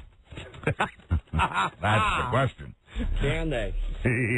So I think when we come back, we will just pretend like the show's already started. All right. Because we've done the laughing place. You mean you're going to be taking the thing he does away from him today? Yeah, well, now listen, really. Now I'm not making any editorial. If he was a good producer, he would already know that by my own bad penmanship. Oh, we're late. We're 10 minutes late. Yeah, very much so. So what he would probably say is, let's go to break and let's take away from the part where he does his, hello, Mr. and Mrs. He'd volunteer that. Yes, and just let's get right to the vacation. Well, is that what you want to do, Rob? If a good producer would do it, let's do it. I'll tell you what. Why don't you call Beth Ann during the break? Okay, and ask her what she would do. And I'm gonna get you a wristband. WWBAD. WWBAD. I'll wear that. And then you do the opposite every time. you just do the opposite.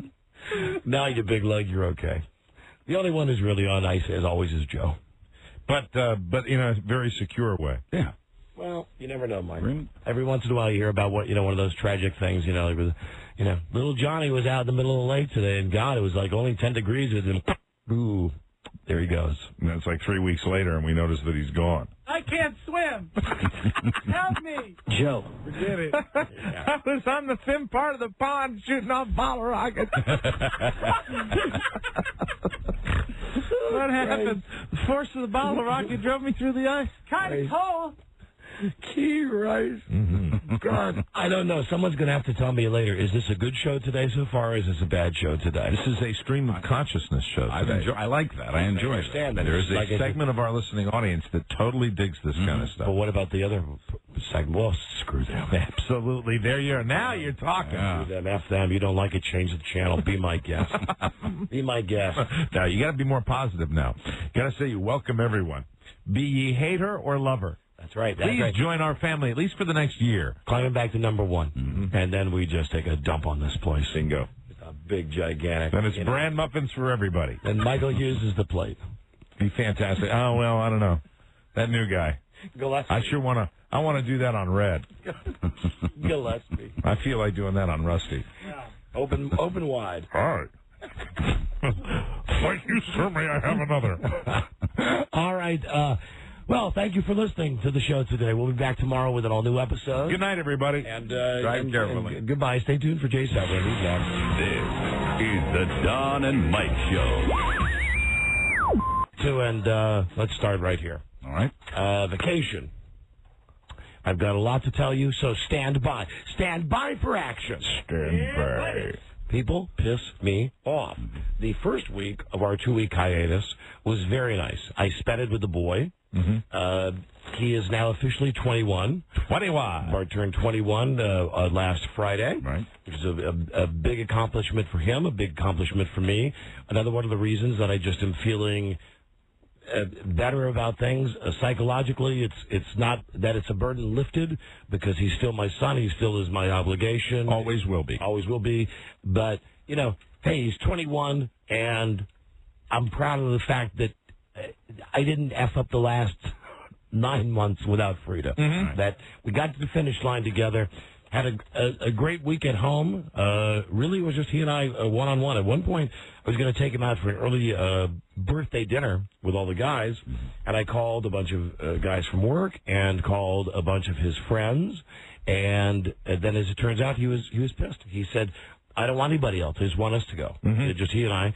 So we went, and I had to politely call everybody and uninvite them and tell them that we just had a nice man-to-man, really almost like I don't want to say like a passing of the torch thing, but it was a very nice moment with my son. And part of this whole thing with the load being lifted, we did a lot of talking about Freda and about life and about things that happened to you, and it was just really great to have him around. And he's 21 now, and he's not a little boy, and he's my buddy. And we got his cat neutered, and boy, was that fun. I videotaped it. Really. Oh, good for you. Yeah, I videotaped it, and we'll be having it on our website because all we did was get a bottle of whiskey and just kind of, well, first we drank, and then we just poured it on the cat, and it was it was a homemade thing. Did you use the butter knife? It was a Mike O'Mara production. No, the funniest thing, the only thing I wanted to mention about my kid's cat getting neutered while he was here on spring break was that when he brought the cat home from the vet, these things always crack me up. Those cones that they put around the cat's head. Yeah, sure, so they can't lick themselves. Around the animals' heads. And this cat was just dying to lick down there, because he knows that they had just cut his nuts off. There's stuff going on down there. Right. And to watch this poor cat walk around the room, and like he would go like this, he would bump into the wall. Then he would bump into the wall, and he would bump into the wall, all in an effort to get this backwards goddamn lampshade off his head. Right. Anyway, I spent... We issue cones to regulars at the bar. I spent countless minutes that ended up maybe being like hours just watching the cat. Was the cat a little under the influence when you got the cat home? Yeah. Because cats seem to be more logy than dogs. It's the best. It was absolutely the best. So Bart had a great week with me. Then Big Freda arrived. Let me see. This is like halfway, like last weekend, because she was going to house sit for me when I went out of town for my little getaway. Right. So it's always great to have Big Freda around. And again, that was part of the just revelation weekend for me with my Freda was I have a unique relationship with Big Freda. I'm very lucky. I love her like she's my mom. I really do. And we talk honestly and openly, more honestly than just about anybody else I've ever met in my entire life. And she's the coolest. And she made me feel good, and I hope that I made her feel good. You know you did. If you know what I'm saying. Way to go, Don. Now, attaboy. You get a big attaboy. now that little Freda's out of the way. Oh, God. Oh, dear. Let's find out. Yeah. What made her so alluring to me in the first place. Did you do some exploring? Oh, baby. I can't do this. That's it. I'm out. I'm done. I'm not doing this anymore. It was bubble bath. I'm not doing it. He can do it. He can do it. Let him do it. No, I didn't. Mike, I didn't make love to my mother-in-law. I didn't take her. Of course you did. No need for that disclaimer. I did not ram my tongue down her throat. She slipped out of her protective cone at one point, and I had to help her. But no, she's just the coolest. And if she's listening now on the internet, because they don't broadcast live in Ocean City anymore, I love you, Mom. You're the greatest. And she's even cool when it was time for me to go to the airport. Let me see. It was a crazy last part of the vacation because it was the hassle of getting Bart ready to go back to school. He had classes on Monday, and of course he postponed and procrastinated leaving, and she was arriving, and we got all that done, and then it hit me that on Monday morning, when I was going to be leaving to fly, as it turns out, I spent 4 days in Jamaica. I had not my girlfriend, but my friend who is a girl, who I've talked about before. She picked me up and took me to the airport. Oh, very nice. Because, they charge you like $150 to park your car for 3 days at the airport. And even that, I thought would be maybe awkward, because Big Freda was at the house, and this gal came over to pick me up on Monday morning and bring me to the airport, and she sat outside, and I just gave her the high, like, no, come on in, meet Big Freda. So they met. That was very cool. And at that point, I was really getting the calmness coming over me. It was it was really the whole week with Bart, and then spending time with Big Freda, and then just, I felt like I had the blessing from my Freda to just move on and be happy, and that is when people started to piss me off. Just at your moment of zen, you got people that started ruining it for you? Now, it wasn't individual stuff like I'll tell you about in a second. First, let me say that I think if you know anything about me, you know that I am, although a big mouth on the radio, I'm a big pussy in real life. That I, generally speaking, unless somebody's doing something awful, like Rob with Carrie, if I'm out with him, and I notice that he's, squeezing her elbow just so, I will. You see her fingers turning white? I will lean over and I'll say to Rob, hey, please go easy. But generally speaking, I stay out. I like watching. I like observing. I like being. You like to watch? Yes, he does. Always have. Right. Now, the flight out to Jamaica, the delay at Dulles Airport last Monday, on the ground. I must have a kick me sign when it comes to flying, because I had the delay when I flew to Minnesota to see my granddaughter, or my granddaughter and my grandson, and my daughter. That whole thing.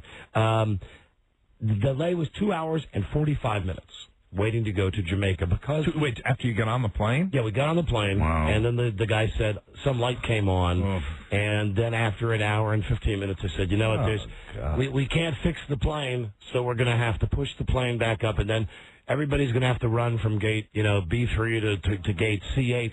So you've got people... Anyway, it was at least 2 hours and 30 minutes before we were all at the new gate waiting for the plane to show up. And for one time in my life, for whatever reason, I wasn't stressed out about it. Like I said, I had this calmness about me, and I was thinking, boy, first of all, I think, boy, would Freda be happy? And second off, how come nobody is ever here to see this when I'm acting like this, when I'm not when you're on your best behavior. When I'm not a dick. Because I thought, I'm on vacation. So what if we get delayed? I'm getting a free drink anyway out of it.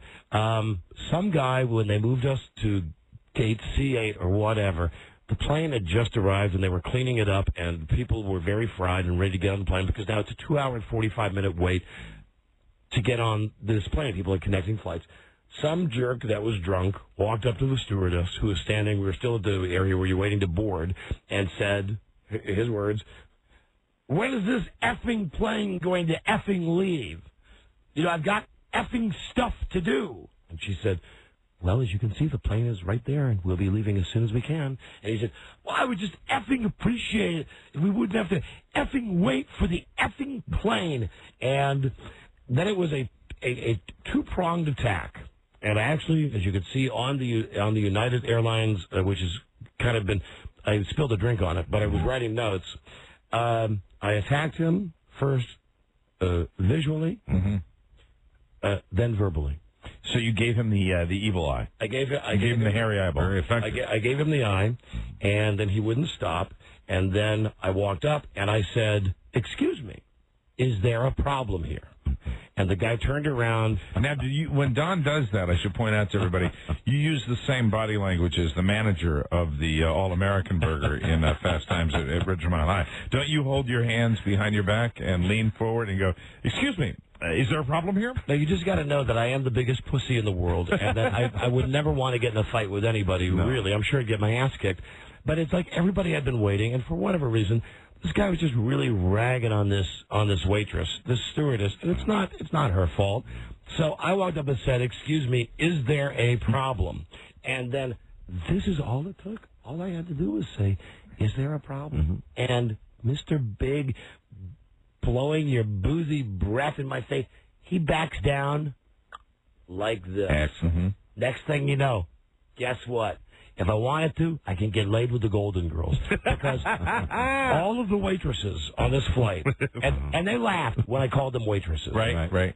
They all came around and said to me, there was like 3 of them. Anybody that was on this flight last Monday from Dulles to Montego Bay will know me as the man that got the older stewardesses. They gave me one of these, like this. Just some polite golf applause for like telling the guy to just F off. So we get on the plane. We get on the new plane. And this is where the dividends start paying off for me. Because we get on the plane, and here's a shock. I'm in first class because that's the kind of guy I am. That's right. Okay? I've got the frequent flyer miles. It's just me. I'm going to Jamaica. I'm not checking a bag. I've just got a carry-on. Aren't you wearing pajamas? And slippers. I'm shirtless. You know, I don't ever request this. You need the saying. You need the GB. You need the GB. Absolutely. Boy, you get it on this one. Okay, I'll take it, and I'll tell you why. The Golden Boy. So I'm sitting in the front of the plane. Naturally. Naturally. The Golden Boy. And because I am a hero to these cows, to these very nice waitresses, the stews, all of them, incidentally, who could be, they all could have been up for the role that Doris Roberts played on Everybody Loves Raymond. I mean, they were all senior flight attendants. But here's what is so friggin' cool, and I especially want to thank, and I wrote her name down, Betty, Betty. Hot Betty. Hot Betty. Betty's home base is Orlando, Florida. She has worked for United Airlines for 27 years. Wow. When we got on the plane, when we finally got on the plane, she said, "Can I get you a drink?" And I said, "I would love a Bloody Mary." And she said, "Come up front for a moment." I was in the very first row, so she said, "Would you come up here for a second?" So I came up, and she pulled out all the little trays, the little bottles, and she said, "Was that before or after she began to unbutton her blouse?" Oh, no, this was simply because I was like a good guy and told the guy to F off, right? Come up to the... Hold on, wait a minute, hold on. And now keep in mind, these 3 middle-aged broads all look like Aunt Harriet from Batman. Really, they gave me this. They love you. How great is this? And I told So is that when you got the applause when you went up to the front? No, I got the applause. When you were at the gate. When we were at the gate. So... Now, and I cannot say her last name because she was afraid she'd get in trouble with the airline. Her name is Betty. Home base, Orlando. We get on the plane. She said, "What would you like?" I said, "I'd love a Bloody Mary." She says, "Come up here and see what kind of vodka we've got." Now I see all the little tiny airline bottles, and she said, "Do you see anything you like?" And I said, "Oh, God, beggars can't be choosers." I said, Dolmans, Finlandia. I said, maybe a tiny bottle of Absolute, like just one. I said, I would probably go for that little Absolute. I said, but, Grey Goose is really what's desired. Yeah. I said, but you don't have that here. Listen, anything would be fine. Don't worry about it. She said, so it's Grey Goose? That what you like? I said, yeah. Now, I was not even thinking about this. Now, how sweet is this lady? Betty. Really? I have. What? I have Grey Goose for you. Stop. A little airline bottle that nobody, not even security, found out. No, hold on a second. Betty's Grey Goose. You might think that. Imagine what the other people on this plane thought. I swear to Christ, this is true. She talks to somebody on the telephone. I don't know what's happening. My drink doesn't show up. Okay. Meanwhile, other people are getting on the plane, and she's saying to them, "Would you like it like a mimosa or an eye opener or whatever it is?" I'm noticing other people are being served, and she sees me in the corner eye, and she goes, "Just a minute, you're Cisco. Just 1 minute." And I'm sitting there, and I've got the very front seat, and then I see the guy from the airport, one of those guys that's got the big what? My name is Betty. Help me into the stirrups, dear. We have to get that special bottle. Hold on now. Listen, I just have to give this woman some props. How did she get you your Grey Goose? She sent one of the guys that has the big ass earphones. Whoa! That was outside loading extra luggage that couldn't be carried on. She somehow got an entire bottle, and I mean regular, not airline size. Hello. Like regular size. Wow. Here is what she did. That's huge. Yeah. Here is what she did. I was sitting in seat 1A, which means I'm the aisle seat in the first row. Get to put your feet up against the wall. Nobody else with you. I got a good seat. Everybody else had their drink. The guy came back on the plane. I didn't see what was happening. She came over in front of me with a taller glass than the other patrons were getting. Thank you for that, Betty. That's cool. It had ice in it, and she opened up the little can of Mrs. T, and I pity the fool that married Mr. T. The Mrs. T Bloody Mary mix. That's good mix, fool. She pours it in, and then with everybody else watching, she reaches into that little cabinet just beyond where I can see, and she pulls out this big-ass bottle of Grey Goose, and she says, "Was this what you were looking for?" And I said, Wow. "Oh, you got that whole bottle." You rescued them. I said, you rescued them from a person who was being a jerk. And what she did was, right there, I had my little tray pulled out. She poured right from this big sheet under the top. Right. And poured right, and it was like this. It was just glug, glug, glug, glug, glug, glug, glug, glug, glug, glug, glug. She said, "That looks good." She put the top back on, put it up front, and as she was walking away, said to everybody else, "That's private stock. Only for this gentleman and for the crew. Of course, not while we're flying." Anyway, see, that's because you have veteran flight attendants. They can do that stuff. Anyway, they know how to treat the customers. She could not have been nicer, and I told her that I would say hello to her today. She wanted to give me the rest of the bottle when I got off the airplane. I said, "I got to go through customs, and how am I going to explain? I've got like half a bottle of Grey. She got me pretty drunk on the flight. Right. On the flight down there. She got you pretty drunk on the flight? Yeah. Yeah, I thought you said it almost sounded like she got pretty drunk. I picture her like, that's not allowed. Sitting there. She did not. Was this a night flight?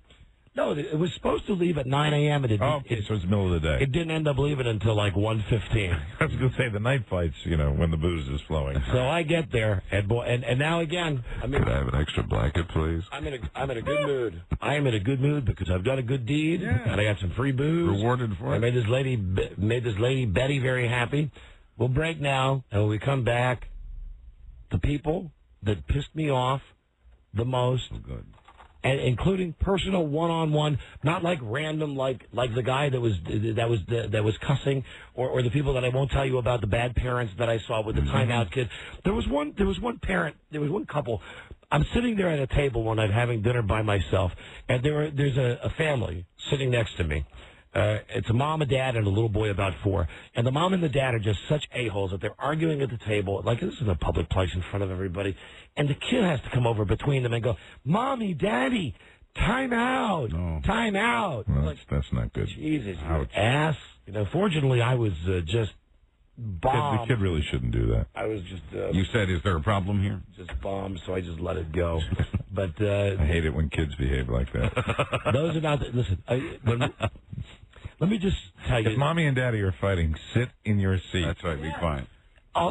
Everything else I've told you thus far is tame. Not that I'm building up towards the story of the century. But 2 people, one of them it does involve shouting, and me being shouted at, then me shouting at someone in the gift shop in this hotel. And I'll tell you why and how I ended up getting my revenge on this bitch. And then a guy that just in the pool, just I can't tell you without telling you, but I just want to say, I went down to Jamaica thinking that getting laid was the last thing on my mind. Mm-hmm. Thanks to one of our dick listeners, I had a chance. I had a shot. I had a chance, maybe, because what are the odds that a schmuck like me is going to meet a woman in the pool that thinks I'm a good-looking guy and wants me to swim around with her and buy her drinks? Yeah, not until Mr. Dickhead, I'm from Washington, D.C., can I come up and then meet you and then stare at you and then pass judgment on you for the next 2.5 hours. Oh, no. And, Mike, I'm not even getting going because you don't even want to know. That's what I kept trying to figure out. Why was this happening to me? Why do I feel like I'm being scrutinized everywhere? Not until I went down to dinner the second night and I see in the lobby of the Ritz-Carlton, I'm staying at a nice place, right? What's it say? Welcome, Washington Post President's Club. Oh, no. Yes, I go somewhere to get away from everybody. Oh, There's no. 200 goddamn people from the Washington Post that are in the same hotel as me. Oh, God! And they're all going to the same places I'm going to. God. And they're looking at every goddamn thing I'm doing. And this one guy just screwed it up for me with... Is there going to be an article in the future? I don't know. Oh, But I've got a lot to tell you. Good. Wow. I've got a lot to tell you. And then leaving Jamaica. My God. Hello, third world country. You know what it was really? It was like the running of the bulls. trying to catch an airplane in Montego Bay, Jamaica. When they say get there 4 hours before, they're not kidding. Yeah. It's because there's only 3 people that work at the whole goddamn airport. It's a mess. Yeah, man. Yeah. Okay. Whew. So I'm ready to tell you more when we come back. Yeah, I'd like to hear more about that lady. Can't wait. Which one? The lady that was letting you buy drinks for her before the guy screwed it up. Oh, but the lady in the gift store was a bitch. Ah, okay. She's first. Okay. Right. She's first, then the guy in the pool. I'm waiting. Be right back. This is the Don and Mike Show. This is the Don and Mike Show.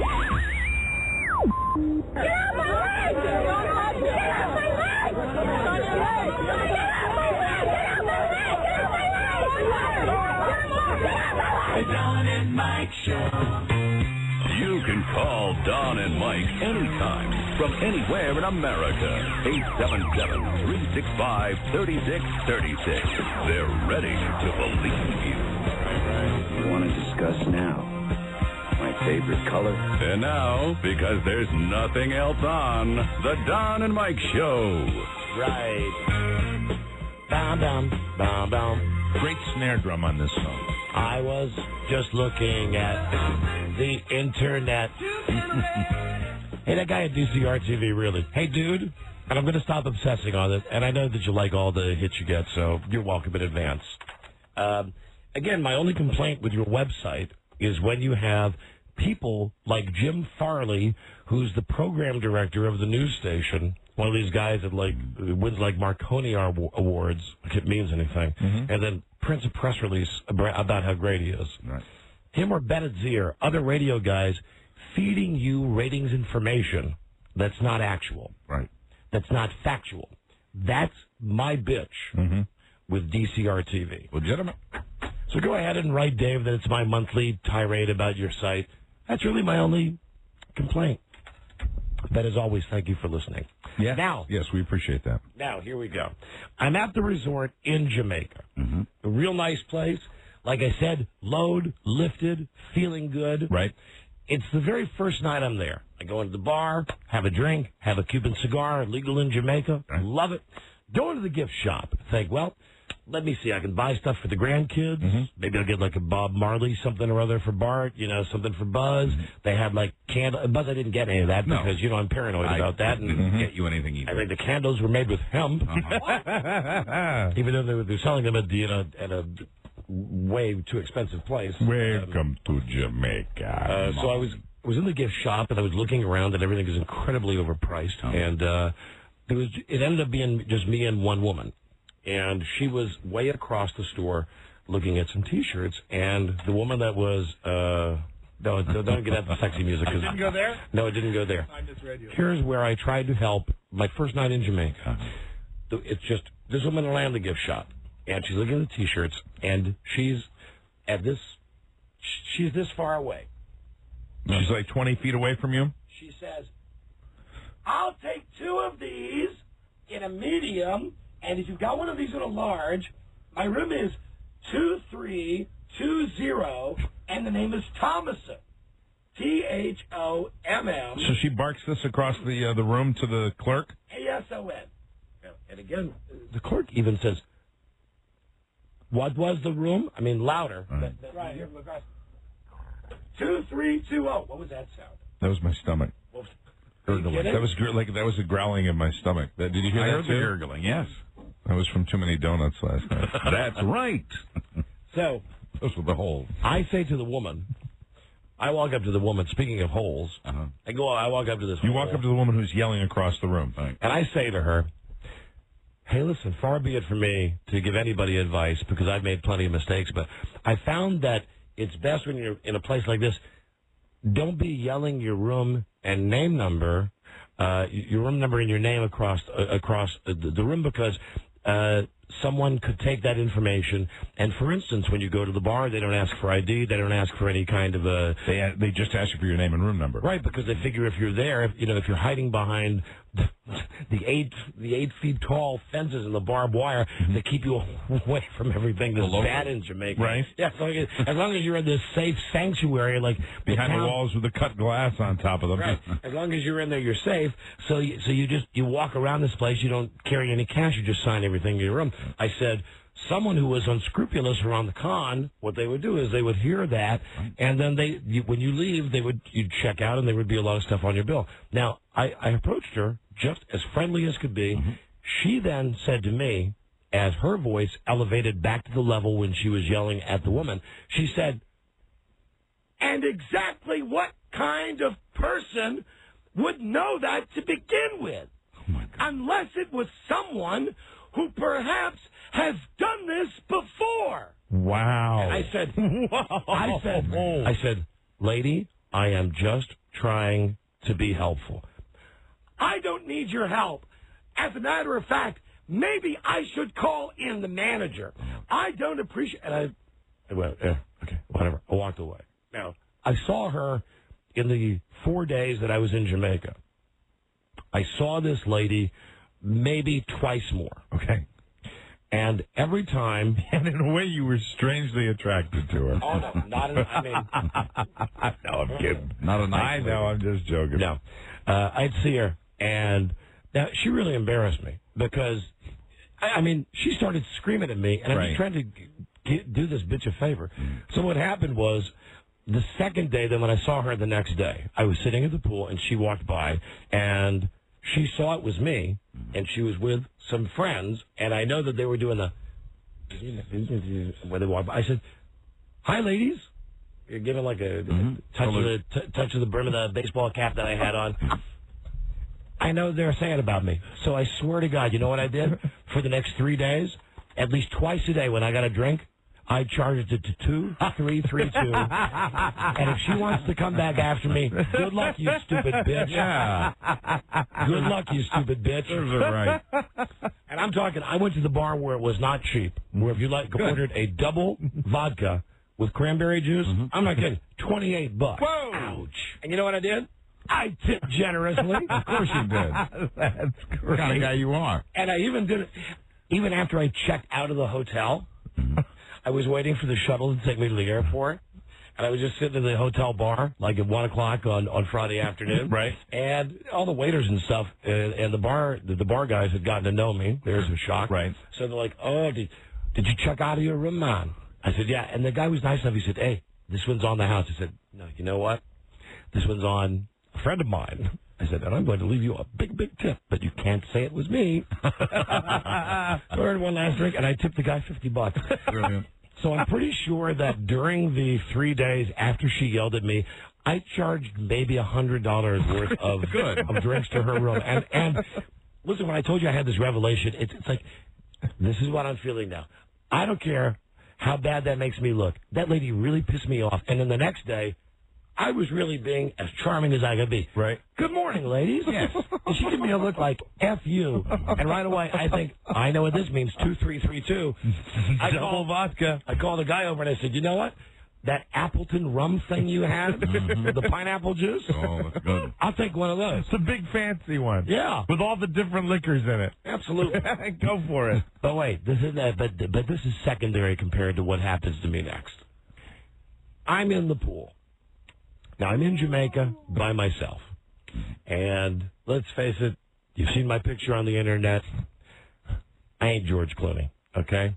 I was lucky to get someone as beautiful as Freda. I traded up. And I'm in the pool, and I'm just bothering nobody. It's mainly families that are there, but there are isolated couples, there are isolated single people, and there is a group of 2 or 3 women, I would say in their early 40s, late 30s. One of them, I'm just swimming out in the middle of the pool. One of them comes out to me and says, is that a Batman tattoo on your shoulder? And right away, I feel like an idiot. I go like, oh, yeah. I said, God, I know it looks juvenile, but I really like that. She said, no, I really love Batman. She said, are you a big fan? Did you like the movies or what? So I start talking to this chick, right? And it turns out this woman is just drop dead gorgeous. Celebrity she most resembles would be Demi Moore, but Demi Moore without all the face work. Okay. Like if Demi Moore had let herself just go naturally to 40 or whatever age it is that she is now. I mean, now I'm only seeing her from, the shoulders up, and that's the only way that she's seeing me as well. So I figure she's talking to me like she likes me. Right? And I'm thinking, like this never happens to me. And then what I better do is I better make sure that she sees the whole package. So I say, I got to go to the bathroom. Okay, that's a start. And you do have a way with the ladies. You do. Well, I said I have to go to the bathroom. I said, and then you stayed in the pool. As a way of breaking the ice. Were you like Ruprecht? No, excuse me. May I go to the bathroom now? I said I got to go to the bathroom, and I'm sure you don't want to feel the pool get warmer, so I'll be right back. Now, what this was I did have to pee. Right. And really, if she was someone I knew, I would have gone in the pool. But what it was it was a chance for me to get up and leave the water so that she could see exactly what 187 pounds of flab looks like. Right. So I got up and, do that thing where you hike up your bathing suit. And you were wearing a Speedo, right? Pull it out of the crack of my butt a little bit, and I go to the bathroom, and I pee, and I come back. Red, white, and blue Speedo. I'm coming back towards the pool. What, Rob? Did you leave the pool like Phoebe Cates in Fast Times? No, so I come back, and now I'm not even holding my stomach in. Okay. I'm figuring I'm going to let her see exactly what kind of grotesque piece of flab is coming at her. Honestly. Because really, even though I've lost, in my opinion, almost 100 pounds, a tremendous amount of weight, right? I'm still a fat guy. I'm still in size 36. I cannot move out of 36. I can squeeze into 34 jeans, but then it's like I'm taking my intestines and tying knots in them. Right. So I come out of the bathroom, and I'm noticing her now. She's standing in the shallow end, and I mean to tell you, Chug City. It's like I've really hit the jackpot. I can't believe it. This chick is beautiful. And while I've been in the bathroom, this place I was at was so fantastic. You can swim over on your little floaty to the bar and the pool, right? Where they give you drinks, and the floaties have drink holders in them. There you so go. You can actually swim around the pool and get effed up. It's great. She says, while you were now, I come walking back in, and she's waving at me like, "Hi," and I'm like, I can't believe this. She sees what I look like, and I'm still.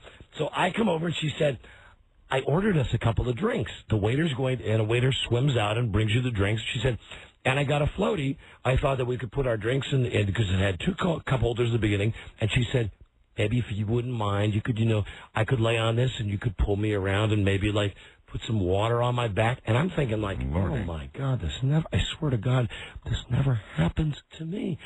This is a chick, and now hold on. This is just when I know it's almost too good to be true. She's looking at me, okay, Mr. Fugly. She says, "You know what I really like about you?" I said, "What's that?" She said, "Your beard." She said, "How long did it take you to get it to look like that?" And I said, "I don't even follow what you're saying." I said, "It took me like a year to get it as much as it is now." She said, "So many men try to have that look where it looks like it's coming in and it's not coming in." She said, "You don't do that thing where you like 4 or 5 times a day go and..." I said, "No, this is like a year's worth ago." She said, "It looks so good on you. That gray beard looks so distinguished." And I'm like just, thank you, Jesus, because now the guy's swimming out with our drinks now, and I'm pulling her around on this mat while she's drinking, and she's got her hands actually around my neck because we're it's like 5 feet deep. Okay, so I can stand. She can lay on her stomach on. So she's touching you in the pool? Yes, and while she's like got her hands on my shoulders, she says, "Are you getting thirsty?" I said, "Little bit." And she said, "Here we go. Here's a drinky."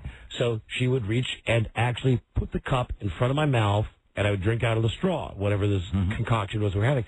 Anyway, I can't believe this, that there's this beautiful chick that is like not coming on to me, but we're frolicking like real adults. Right. And she's beautiful. She's got big jugs. She seems to like me. Then, out of the blue, a guy swims up in front of us, takes off his big goggles, sticks out his big, wet, ham hand, and says, "Don?" And I said, "Yes, how you doing?" He said, "Don and Mike show?" I said, "Yeah." And he said, "Hi, my name is Ass." And I said, "Hi, Ass. Ass of the mountain." I said, "Hi, Ass." He said, my first name's Jiminy, and he's like, my last name's Cricket. And he's like, "I'm a big fan of the show. I can't believe you're here." And I said, "Well, it's very nice to meet you." And then he stared for a minute at me and stared at this woman who's, at this point, I had only gotten her first name, right? And he said, "Well, I see that you're busy. I guess I'll leave you alone. Have a nice day." So he swims away. And now this is not what pissed me off, because I say to her, because I think that this is like going to be more, I'm now I'm thinking, oh my God, now she's going to find out that on some level I've got some kind of notoriety going, right? So it's like, so you think it'll be a good thing, right? So I'm moving away from this area with her, and the pool's rather crowded. And she says, "What was that about?" I said, "Oh, I do a radio show with my buddy, and we're syndicated, but not really syndicated. And sometimes people just recognize you." I said, "It's kind of a nice thing." And then I started telling. I said, people approach me because they think that they know me because I talk about my life on the air. And then I started to tell her, I said, "For instance, just so you know, I'm not like some masher down here. My wife passed away 9 months ago, and like, this is amazing to me that you're even out here with me, that I'm so bad at doing this, and I can't believe we're talking." And then she said, "Turn the mat around. Turn it." She said, "Now, very discreetly, just turn it around and look." And I turned around and I looked from her perspective. This guy had lined up by the side of the pool, him, his wife, 3 to 4 other people, and their kids. All of them. Now, she noticed this, not me. All of them staring. And I'm not talking about a lingering, like just a passing. I mean, it's like the lingering, the stare. And then at one point, she said to me, because I said, "Let's play a game. Let's see if they're really following us." I said, "Let's do like the tennis thing, like Pong." So I would pull her towards the left side, and we would notice that while they continued, that all their heads, they're kind of checking you out, would go to the left, and then they would all go to the right. And I guess after about 30 minutes is when I really have to thank this fella, when this beautiful woman that walked into my life out of nowhere said to me, you know what, Mike? Because obviously I used my real name with her because that's how slick I am. Right. She said, Mike, you seem like a very nice guy, and I'm really sorry to hear about your circumstances, and I'm glad that you're feeling better. She said, but I have to tell you that I'm a little skeeved out by the way that all these people are staring at us. I don't know if it's because of the relationship you had with your wife on the radio or if because they're just crazy listeners or whatever. But it's obvious they're staring, so I'm gonna leave now. Mm-hmm. And I said, all right. I said, okay, it was nice to meet you. I said, you too good to be true anyway. And then she started to walk away. I said, you know what? Hold on. I said, screw them. I said, I'll walk out with you. I said, I'll walk out with you, and at least let's maybe meet for a drink or something later. And she said, okay, that's fine. Mm-hmm. And as we then left the pool by the area where you walk out the steps, the guy says, the dick that came up to me in the pool says, as we're walking out, hey, Don, enough that I have to turn. And I said, yes, sir. And then get out of the pool. He says, little soon after Freda, don't you think? Oh, really? My God. Wow. And now at this point, she said, ooh, I don't even want to be involved in this. Mm-hmm. It was nice meeting you. Goodbye. So now this chick who I thought I was, obviously nothing happens because now this friggin' dick who has said this thing to me that just like, how can you approach me and say that to me? I can't believe that. That's amazing. People do so. Jesus, what an ass.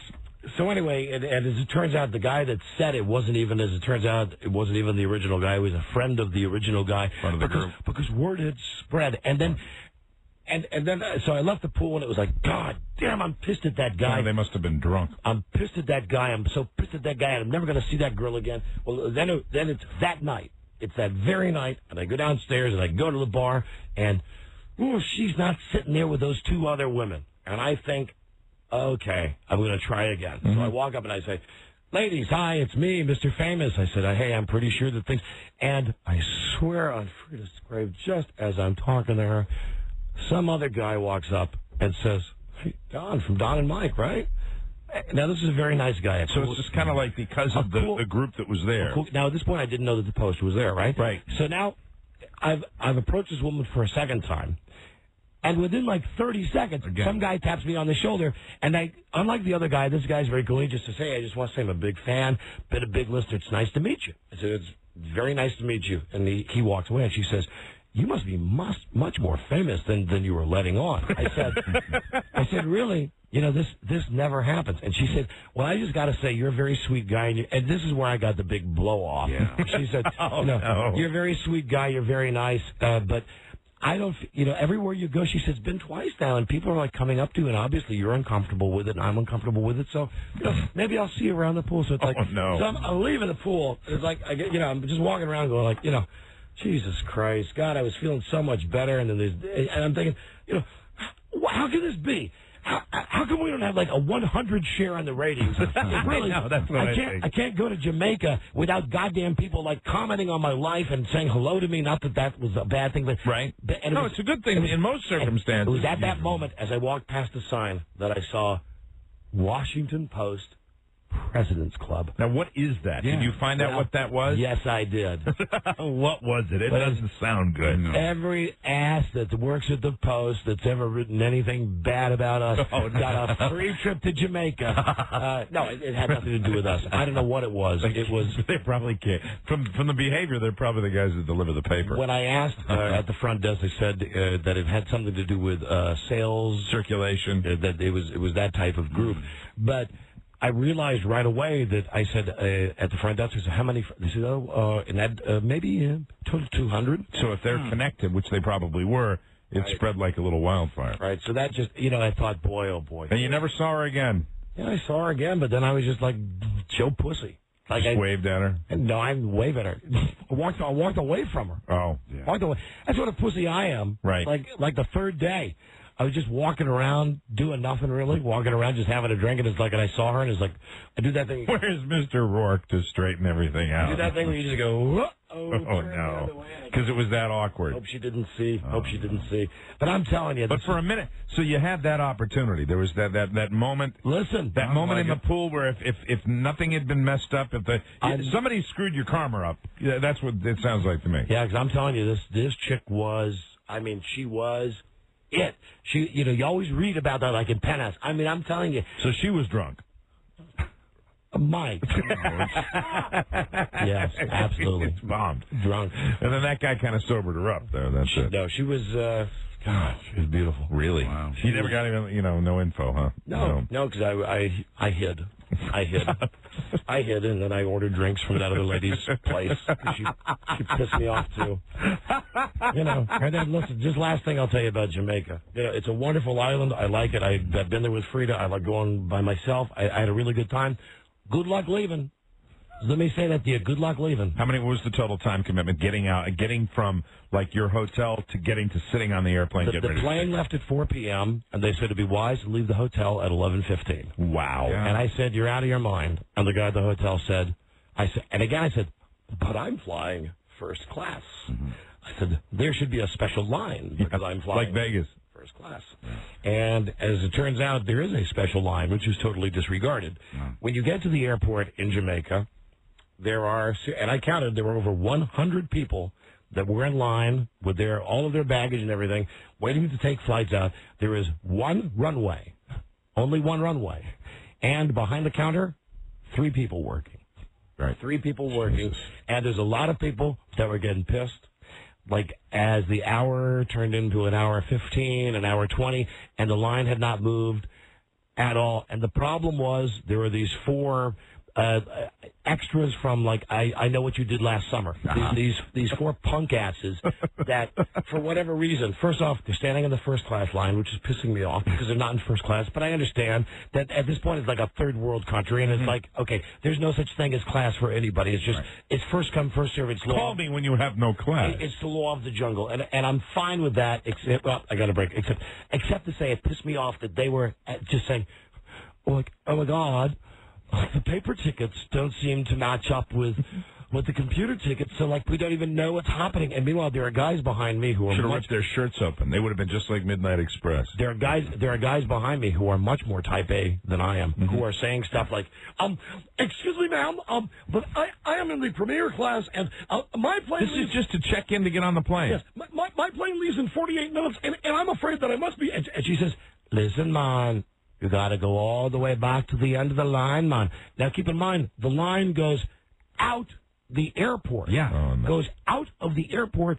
out to where you pick people up. So there's really no way of avoiding it. No, so what you finally had to do is what I had to do, was just be a dick. Just push my way up front. Mm-hmm. I pushed past, I'm not proud to tell you. Right. I pushed past children, young people, old people.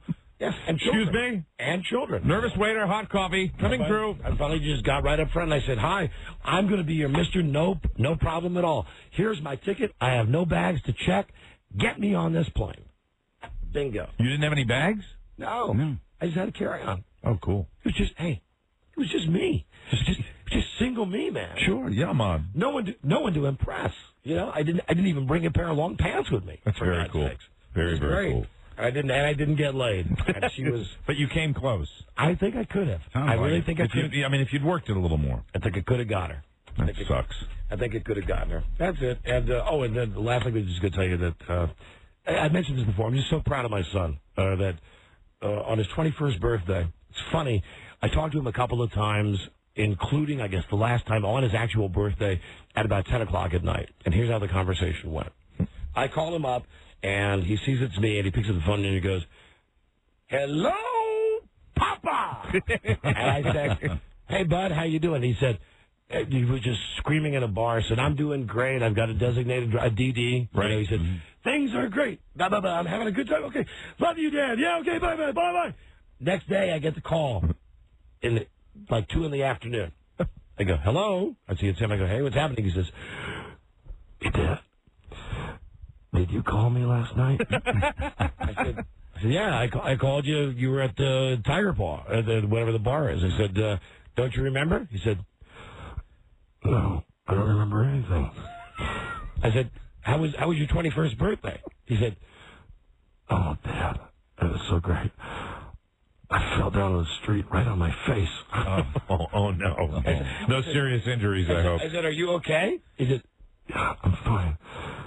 Dad, it was great. I was laying in the middle of the street.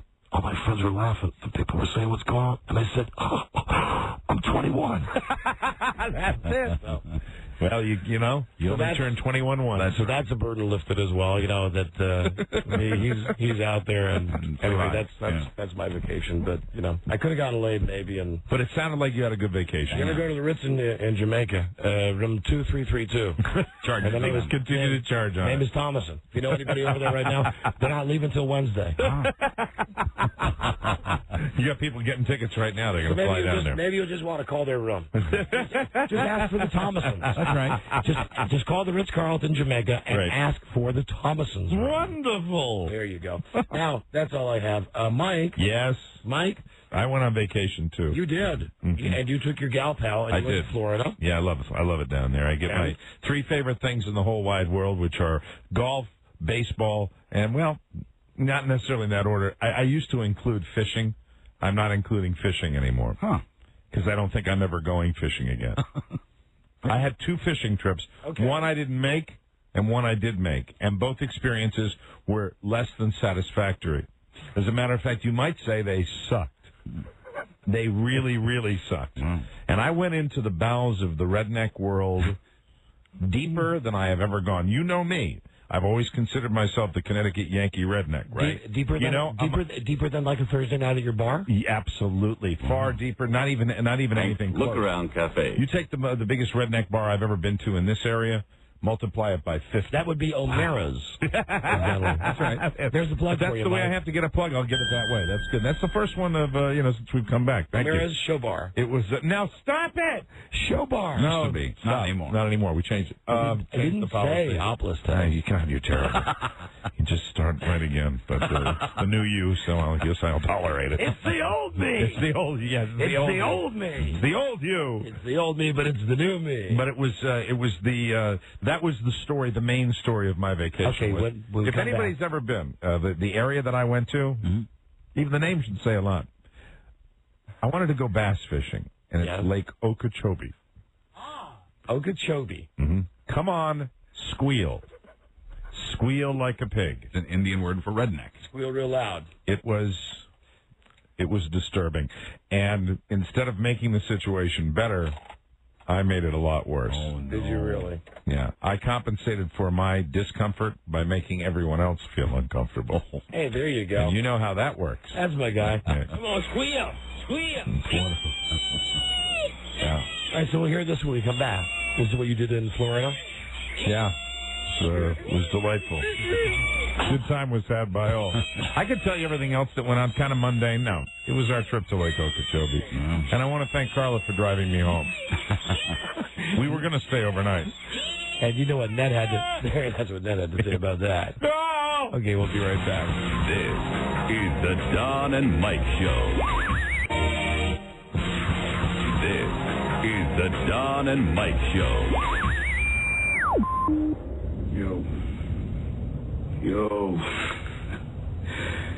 You got a gift, my friend.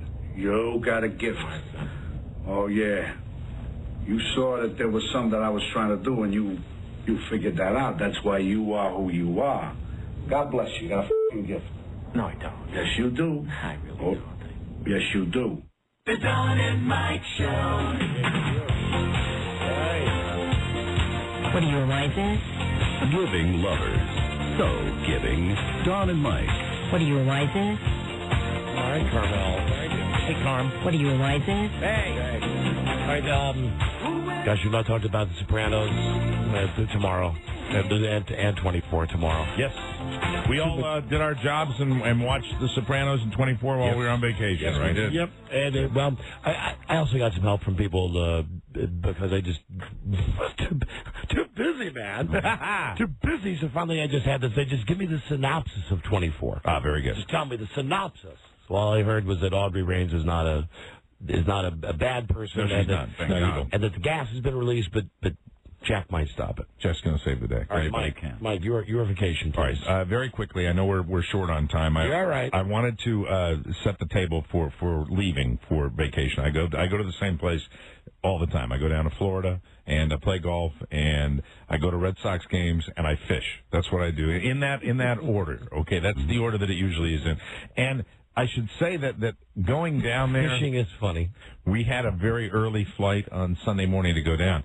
My weekend prior to leaving consisted of leaving here and going to St. Patrick's Day, the festivities, which were very festive, incredibly so. At your Irish bar that you own, so you got way drunk on St. Patrick's night? Not on St. Patrick's night. I was a little under control, but it was still very late because I had to get up and with my kids on Saturday morning and be in the St. Patrick's Day parade in Manassas that they were having, which this year falls the day after St. Patrick's Day. Normally there's a week apart. Right. After that, I drop my kids off and I have to go out to be the auctioneer for my kids' school because they're having a big fundraiser out there. I've done that 1,000 times at Bart's school. And you know how that is, that you do that, and afterwards I'm a little raspy to start with, and then doing the auction for 2.5 hours is making you more raspy. Following that, the one error in judgment I have, we have, I think, an 8 o'clock flight leaving out of National. Meant to really get our act together because we hadn't done anything because we were going like hell. We got up at 5:30 on Sunday. So I should not have done the auction and then left the auction and gone to my joint again for closing time, because that's when all the work was over. The job was done, and I could just chill out. And so, just to recap, Carla went home. So people can follow this who don't totally understand your schedule. Yes. You worked your half day as you always do here on the show. Worked my half day here at the radio. Then you worked your half day at the restaurant. I go home, I see my kids, I put my kids to bed, and go out to the restaurant for St. Patrick's Day. So that's going to be the Mike's code word for drunk is festive. We're up very early, but I low-keyed it, even though it was late. It was not a crazy night. Next day, you take your kids to be in the parade. We're in the drop the kids off. The goddamn thing at the kids' school. Go out to the auction. Then, knowing that you have to get up at 5:30 the next morning. Still, I know that it's all fun now, and I don't have to work. Go back to the bar. I go in, and that was the big error in judgment. That's right. Carla said that on the third time she came to try to get me up at 5:30, that I was like a toddler. I took my hands on the mattress and I went, God damn it, like that. And I just, because I was so hung and so tired, and I didn't want to go. By any chance, are you into wine enemas? Change me, mommy. I was pounding your hands. I pounded my hands. I go, change me, mommy. Have you ever gotten that frustrated where you're where you don't want to get up and you're like, oh God, I need sleep. I need to sleep. And I needed to sleep. Conservatively, I needed to sleep till about noon. But really, to really get a good night's sleep, it would have been 3 or 4 in the afternoon that I would have gotten up. So we're off to the airport. We fly down, and I am just, I do sleep on it. This will tell you the condition I was in. I slept on an airplane. Wow. How often have you ever known me to ever be able to sleep on an airplane? Well, you must have been very. I was tired. I was tired. That's an astute statement. You must have been quite tired. We land. To sleep on the plane, my friend. I was very, very tired. We land, and hey, am I a fan? Am I a super fan? We don't go home. We don't go to the house down there. We go right to the ballpark. Right to the park. Right to the ball yard.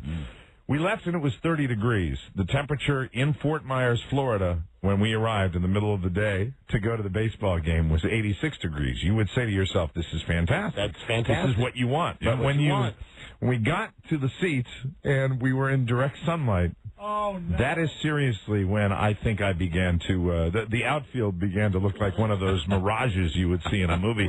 It was we made it through 4 innings.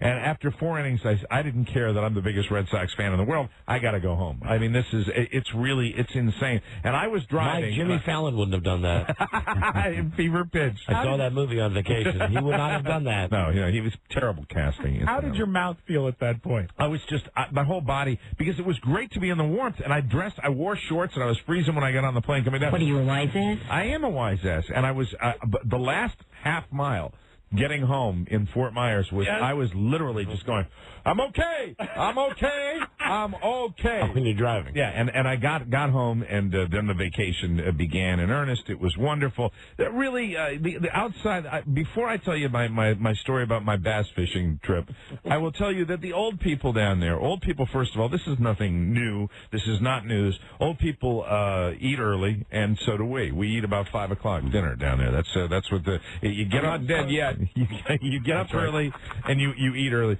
Old people down there that are down there all year, they don't want me down there. They don't want me coming in. I come in there. I pay my dues. I pay for my golf membership down there. I have every right to be down there, but I'm not part of the club. And the club is anywhere between, let's say, guys that are really, have really made it and are like 55. I call it Double C. The Casket Club. Well, there's some that are up there in that That's that what range. Florida is. But it ranges between 60, let's say roughly 60 and 75 average. That's the average. And I say this every year. I feel like that first day that I go to get in this little group and play with these guys, that I go through the same drill. And you know how many years I've been down there. I've been down there almost 7 years. And when Mike says play, they play sexual role games. Yeah. They do. We get strap-ons and we have a very good time. And it's who's catching? Hey, there's the magic word. Yes. Yeah, Mike is the first to say strap-on. Strap-on. $1.06. Delightful strap-on. From 106 Strap-on FM. But they don't make me feel welcome, and I know they're not really overt about it, but what they are is when I go to play golf, these guys, it's like you're the freshman going into the senior, cafeteria. Right. They have their clique, and it's just like, well, that's not the way we do it. And I said there was one sound that I gave Carla for the entire trip, and that was, and I made that sound every time I'd see an old person doing anything. If it was the guy that was waving me by because I'm in his line of sight, I'd always go, like that. Or if we'd be out on the highway and get cut off for the 3,000th time by some completely cataract-laden 90-year-old, I'd go, because they're sitting there with their knuckles, with the bone practically protruding through the skin, knuckles at 10 and 2, just going, that's what and it's gotten, there are more of them now because everybody, here's a bulletin, society is getting older, and there are people that are living longer, and there are just more people down there. They're there, they eat early, they drive insanely now. They used to be old people, the stereotype was, you have the fishing hat and the guys at 10 and 2, and they drive 5 miles an hour. Right. No, now they drive 90 miles an hour because the technology in these Cadillacs is much more significant, and they drive faster, and they can kill you, and it sucked. But other than that, it was great. They don't want me there. I'm there. Hey, tough. Deal with it. And then it was the bass fishing trip. Before I went down, I got on a website because I've watched I like fishing shows, believe it or not. That's something you might not know about me. I didn't know that. I like to watch little fishing shows on the weekend where you see these, these men that are out there fishing for bass. And I said, I've never been to this Lake Okeechobee they always talk about. You can't spell bass without ass. And I see on Lake Okeechobee that they have these guided fishing trips. And so I said, hey, Carla, we fish off the back porch and we catch bass. It's fun. Why don't we go get the real trophies and go out on this Lake Okeechobee? It's supposed to be the world-famous spot for bass. And she's like, yeah, she loves to fish, too. So Marty Bass or Lance Bass? Marty Bass! Marty Bass. Drive out to Okeechobee, which is from where I am down there, 1.5 hours. Okay. We have a leisurely morning. I think I maybe hit some golf balls. I think we leave 3 o'clock or so. We got there about 4:45. We drive. It's an hour. We drive through the middle of nothing. And you know how you've never been somewhere and you want to see what's going on and see what the sights are. Well, the middle of the southern part of Florida is kind of flat, kind of agricultural, and there's really nothing going on. Sounds like Beth Ann McBride. We get closer and closer. Kind of flat, and kind of nothing going on. Nothing going on. And as we get closer, we look, and I noticed this town it's got some fast food, so it's a bigger town than I thought it was. I thought it was, but the word that I had in my mind, this is what I had created, and I really didn't base it on any pictures or anything, was rustic. I said, we're going to go to a fishing camp, and then maybe there'll be a little motel and maybe some cabin type places that What are you thinking, like a perfect storm, like that town, even though it's Florida? I'm thinking like more Key West? No, I'm thinking more lake. I'm thinking more cabin by the lake. All right. I'm thinking this is a lake where and it's rustic. I'm thinking this is not rustic. This is like strip mall, goes right down to the water, and you're like next to the water sewage treatment plant. First of all, we get lost, and then we turn down, and I see, and we got to the place that we were going to be staying, and I believe both of us simultaneously went, Oh, no. No. Because I'm not talking, I didn't expect fancy. I expected rustic. I didn't expect what looked to be just tattered, run down, and scary. It was scary. It was kind of scary. And we pull in already completely disappointed. We know we've driven an hour and a half. We've made a terrible mistake. We know this already, but this is one of those situations where, hey, maybe you'll be surprised. Maybe at the end of this, the next morning when we go out and fish, maybe this will be special. A new day. But we look at the rooms, and I said, I think that maybe the rooms are over there. And we look on the one side are what appear to be kind of almost cabin-like things. Right. And then on the side that we're on are these rooms. There's paint chipping off the side. Some of the doors are open. Some of the windows are broken out. It's just a very strange place. So I walk into the gift shop, the Bass gift shop, where they've got all the Bass shirts and the Bass T-shirts and the Bass. And they got lots of Bass on the wall, and they even have a tank in the middle of it with a Bass in the tank. Wow. I'm like, hey, it's all about the Bass. Yeah. This is going to be something special. And I walk up to the counter, and there is a woman behind the counter. The best way to describe her would be Shrek meets Lulu from Hee Haw meets, I'm trying to think. She had blonde, greasy, stringy hair, and she had 3 teeth on the right side and maybe 1 tooth on the left side. I love this. Fast forward, because this will be the best mouth that I look at on a woman down there. So this is what, and her back is turned to me, and this is how we're greeted there. Yeah. And I look, I'm not trying to be a dick. I look around, because she has said yeah to the wall that's in front of her. And I'm standing at the counter, and she goes, she's got her back to me. So okay. And she goes, yeah. And I said, and I'm looking, and Carl and I are both standing there. You're looking at her back, right? And I said, and then she turns around, angry, because the yeah was apparently directed to me. And so she turns and goes, yeah. May I help you? He's trying to give you some attitude. With this mouth and this overall fat cow just stares at me, and I'm like, yeah, we're here to check in. She goes, name.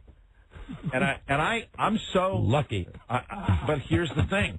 I make an ass comment, right? I say to her, and I swear to God, I said, well, aren't you a charmer?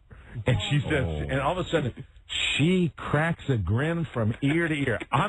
I've given her lip, and that's what she wants. Huh. So she goes, what's your name, honey? And I said, O'Mara. Yep. Room 110. Room 110 is right outside. You're on the lower level. And I'm like, oh, the lower level. Yeah, because, when you're in a joint like that, you want to be on the lower. You're in the lower level.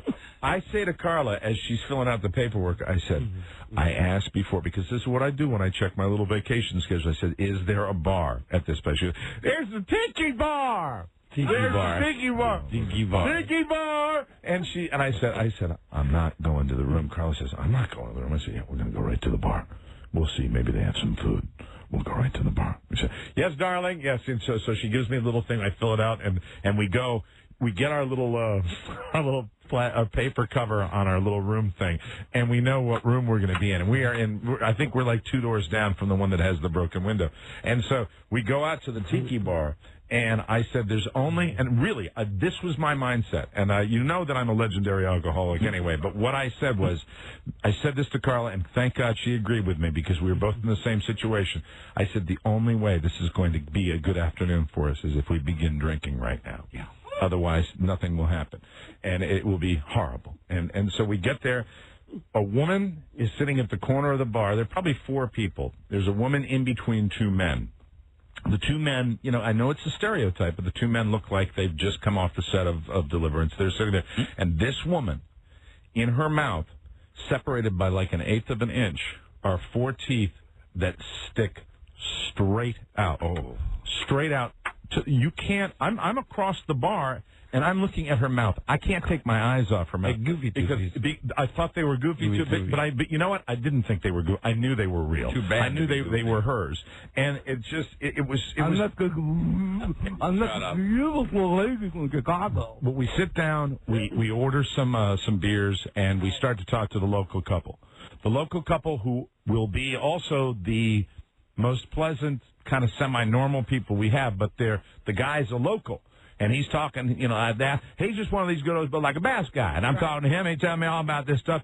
He starts to tell me about a party they had last week where David Allen Coe played, and they were at he said, we heard about a mud party. And apparently a mud party is where they four-wheel through the mud, and they do the mudding, and everybody brings their pickup trucks. And he just volunteered this. Yeah, they had a mud party. This guy's got a piece of property right over there. They had big act. They got a big act. David Allen Coe came down there, and he told me that the local hospital was overwhelmed with people because they had a fight. They had a huge fight, all right? So they leave, and they go to another place, and they said, you should, come down there. The real nice place is just down there, this inn that you should. And it was actually a nicer place that we drove by. It wasn't the place I picked to stay. Continue while this goes. We just have to open up the news. Then another guy comes by. This guy has a cowboy hat on and a big belt buckle and like a big loud striped shirt, and he starts talking to me. I'm taking you up until the point where I lost my memory. He's talking about Costa Rica, and he's going on a trip to Costa Rica, and he's a local. He's been here. So Costa Rica's where you want to go. You can get a condo for nothing there. He's going to Costa Rica. All right. Then two guys, a Mexican guy and another guy with a cowboy hat and no teeth. They come down and start talking to Carla about dogs. Well, Carla loves dogs. That's her favorite subject. They talk to her about. At this point, I buy these guys a shot. And that's when I started to get a little bit wobbly. The way the evening ended. Yeah. Because this is like, we're there at 5 o'clock. This is 11 o'clock at night now. When 6 hours later. I got into something. A guy made a comment about Carla. Because Carla, you've seen Carla, she kind of stands out at this particular joint. She stands out in any joint, but she stands out in this joint. Agreed. And I got into it with this guy, and another big guy with a cowboy hat, apparently in the wee hours of the morning. I don't know what time. Carla could probably tell you what time we left. I don't remember. Walked over, put his arm around me and her, and leaned into her ear and said, you might want to get him out of here. And then Carla... Talking about you, right? Yes, because I was just apparently... I had compensated for my discomfort by making everyone else uncomfortable. Oh, you turned angry. Carla says, she says to me... Johnny, get angry. Yeah, Johnny got real angry. Johnny, get mad. And Carla says she doesn't want to go back to the room because too many people have been asking if we're going back to the room. So Carla put me in the car and drove me home back to Fort Myers. An hour and a half? I woke up at 10 o'clock in the morning with the phone ringing. This is a bass fishing trip. You had a trip scheduled to go out at 7 o'clock in the morning. You didn't show for it. This is the big fat lady that you liked but didn't like. And we never did that, and we never got a bass. We never caught a bass. But that was the high point of my trip. But, hey, listen, at least you didn't, kick someone's ass or get your own ass. I would have got my own ass kicked. I think. Well, the guy, I have a vague memory of the guy that it might have been the Mexican guy. It might have been the guy sitting next to him. Carla said I was apparently being mean to a guy that wasn't even partying. Yes. It was the Mexican guy. It was the Mexican guy. Yeah. It's always the Mexican guy. I want to say mucho sorrio. One man found a way to bring good news to his people. Stop staring at girlfriendio's Asio.